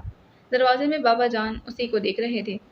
اس کے چہرے کا رنگ متغیر ہو گیا اور کچھ نہ سوچا تو کتاب اپنے پیچھے چھپا کر نظریں جھکا دیں۔ ان کے دل میں ٹیس سی اٹھی تھی۔ ریشما ان کی زرینہ کی نشانی تھی، وہ اس کے چہرے اور سے خوشی اور مسرت کی کرنیں نہیں چھیننا چاہتے تھے۔ انہوں نے آگے بڑھ کر اس کے سر پر ہاتھ رکھ دیا۔ کیا کر رہی تھی ہماری بیٹی؟ انہوں نے پیار سے کہا۔ وہ سر جھکائے خاموش کھڑی رہی۔ پڑھائی ہو رہی تھی۔ اس نے کتاب والا ہاتھ ان کے طرف بڑھا دیا تھا۔ آپ کو اچھا نہیں لگا بابا جان؟ اس نے بامشکل تمام کہا۔ ہمیں اچھا لگا، بہت اچھا لگا۔ انہوں نے کتاب کو لٹ پلٹ کر دیکھا۔ ریشما نے بے یقینی سے پلکیں جھپکا کر ان کی طرف دیکھا۔ سب کو تو خود کچھ نہیں آتا، آپ کو کیا پڑھائے گا؟ آپ بیٹھے، ہم آپ کو پڑھاتے ہیں۔ انہوں نے اسے بیٹھنے کے لیے کہا اور خود بھی بیٹھ گئے۔ ریشما نے روبوٹ کی طرح ان کے کہنے پر عمل کیا۔ اسے اپنے کانوں پر یقین نہیں آ رہا تھا۔ پھر تھوڑی دیر تک بابا جان اسے پڑھاتے رہے۔ وہ بہت اچھا پڑھا رہے تھے، لیکن وہ کچھ سمجھ نہیں پا رہی تھی کہ وہ کیا کہہ رہے ہیں۔ کچھ دیر بعد انہوں نے کتاب بند کر دی۔ پڑھتے وقت ایک بات ہمیشہ یاد رکھنی چاہیے، انہوں نے کہا، کہ کتاب انسان کو بنا بھی سکتی ہے اور تباہ بھی کر سکتی ہے، اسی لیے پڑھتے وقت ہمیشہ اچھی کتاب کا انتخاب کرنا چاہیے۔ یہ بات آپ یاد رکھیں گی نا؟ ریشما نے اس بات میں سر ہلا دیا تھا اور وہ اٹھ کر چلے گئے۔ اس کے بعد اس کی پڑھائی جاری رہی۔ بابا جان نے پھر کبھی انہیں نہیں پڑھایا تھا۔ انہیں جو بات کہنی تھی وہ کہہ چکے تھے، اور ریشما نے اسے ہمیشہ یاد رکھا تھا۔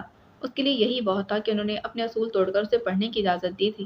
یہ محدود سی اجازت اسے اپنے لیے نعمت لگتی تھی۔ اب وہ تاریخ پڑھ سکتی تھی، جغرافیہ پڑھنے کی بھی اجازت تھی۔ اسلامیات سے متعلق کتابیں تو خود بابا جان لا کر دیا کرتے تھے۔ اس میں اس کا وقت گزر جاتا تھا، مگر اس دن وقت بالکل نہیں گزر رہا تھا۔ اخبار چھوڑ کر وہ اماں جان کے پاس چلی آئی۔ ان کے گرد ہر وقت عورتوں کا مجمع لگا رہتا تھا۔ کوئی ان کے ٹانگیں دبا رہی ہوتی، کوئی حویلی سے متعلق معاملات میں ہدایت لے رہی ہوتی، کچھ اپنے مسائل کے حل کے لیے پیر صاحب سے سفارش کروانا چاہتی، اور کچھ یوں ہی ادھر ادھر کی باتیں کرتی رہتی تھی۔ وہ ان کے قریب جا بیٹھی۔ کیا ہوا بیٹا؟ چپ چپ لگ رہی ہو؟ اماں جان نے شفقت سے اس کی طرف دیکھا۔ کچھ نہیں، اماں جان پھر اپنے ارد گرد موجود عورتوں کی جانب متوجہ ہو گئی۔ ریشما سے رہا نہ گیا۔ اماں جان، بھائی کہاں ہے؟ उसने सरसरी अंदाज में पूछा। इमदाद तो अभी उठ कर गया है, सबका कुछ पता नहीं। जिस दिन से आया है गुमसुम सा है, वो भी अभी कुछ देर पहले ही गया है, बाकी सब मर्दाने में ही होंगे। वो बेचैन थी, उसे अंदाजा नहीं था कि उन्हें हवेली से कब निकलना है। वो कि अम्मा जान बातों में मसरूफ थी, लेकिन उनसे उसकी बेचैनी छुपी ना रह सकी। क्या हुआ रेशमा, परेशान लग रही हो? उन्होंने उसका हाथ अपने हाथ में ले लिया। उसने एक नज़र अम्मा जिनके गिर्द मौजूद औरतों की भीड़ थी वहां देखा, फिर नजरें झुका ली थी। अच्छा तुम जाओ, मैं बाद में बुला लूंगी तुम्हें। उन्होंने तमाम औरतों को रुखसत कर दिया था। हाँ बताओ क्या हुआ? सब औरतों के जाने के बाद उन्होंने उससे पूछा था। अम्मा, भाई अभी जाएंगे वहाँ? उसने पूछा। वही हैदर बाबा की बेटी। उसने अपनी बात मुकम्मल उससे अपनी बात मुकम्मल ना की जा सकी। अम्मा जान ने उसके चेहरे पर बगौर देखा तो घबरा कर नजरें झुका ली। ये मर्दों के मामलात होते हैं, वो उन्हें बेहतर तौर पर समझ सकते हैं। उन्होंने बात टालने के लिए कहा। अम्मा जान, रिश्ते तो सब काबिल एहतराम होते हैं। हैदर बाबा और उनकी औलाद की रगों में भी तो वही खून दौड़ रहा है जो हमारे घराने की रगों में। कोई अपना खून भी बहाता है। ये हवेली की रिवायत है कि जब अपने खून और गैरत के दरमियान इंतखाब का मरहला आता है तो तरजीह गैरत को ही दी जाती है। तुम दुआ करो कि तुम्हारे भाई हर आफत से महफूज रहें। अम्मा जान ने बहुत प्यार से समझाने वाले अंदाज में कहा। मैं कैसे कोई दुआ करूं? उसकी आवाज़ दुख के बोझ से चिढ़क रही थी। मजीद कुछ कहे बगैर वो उनके कमरे से निकल गई थी। बाकी का नावल इससे अगली किस्त में मिलते हैं, इसकी अगली एपिसोड में। अल्लाह हाफिज़।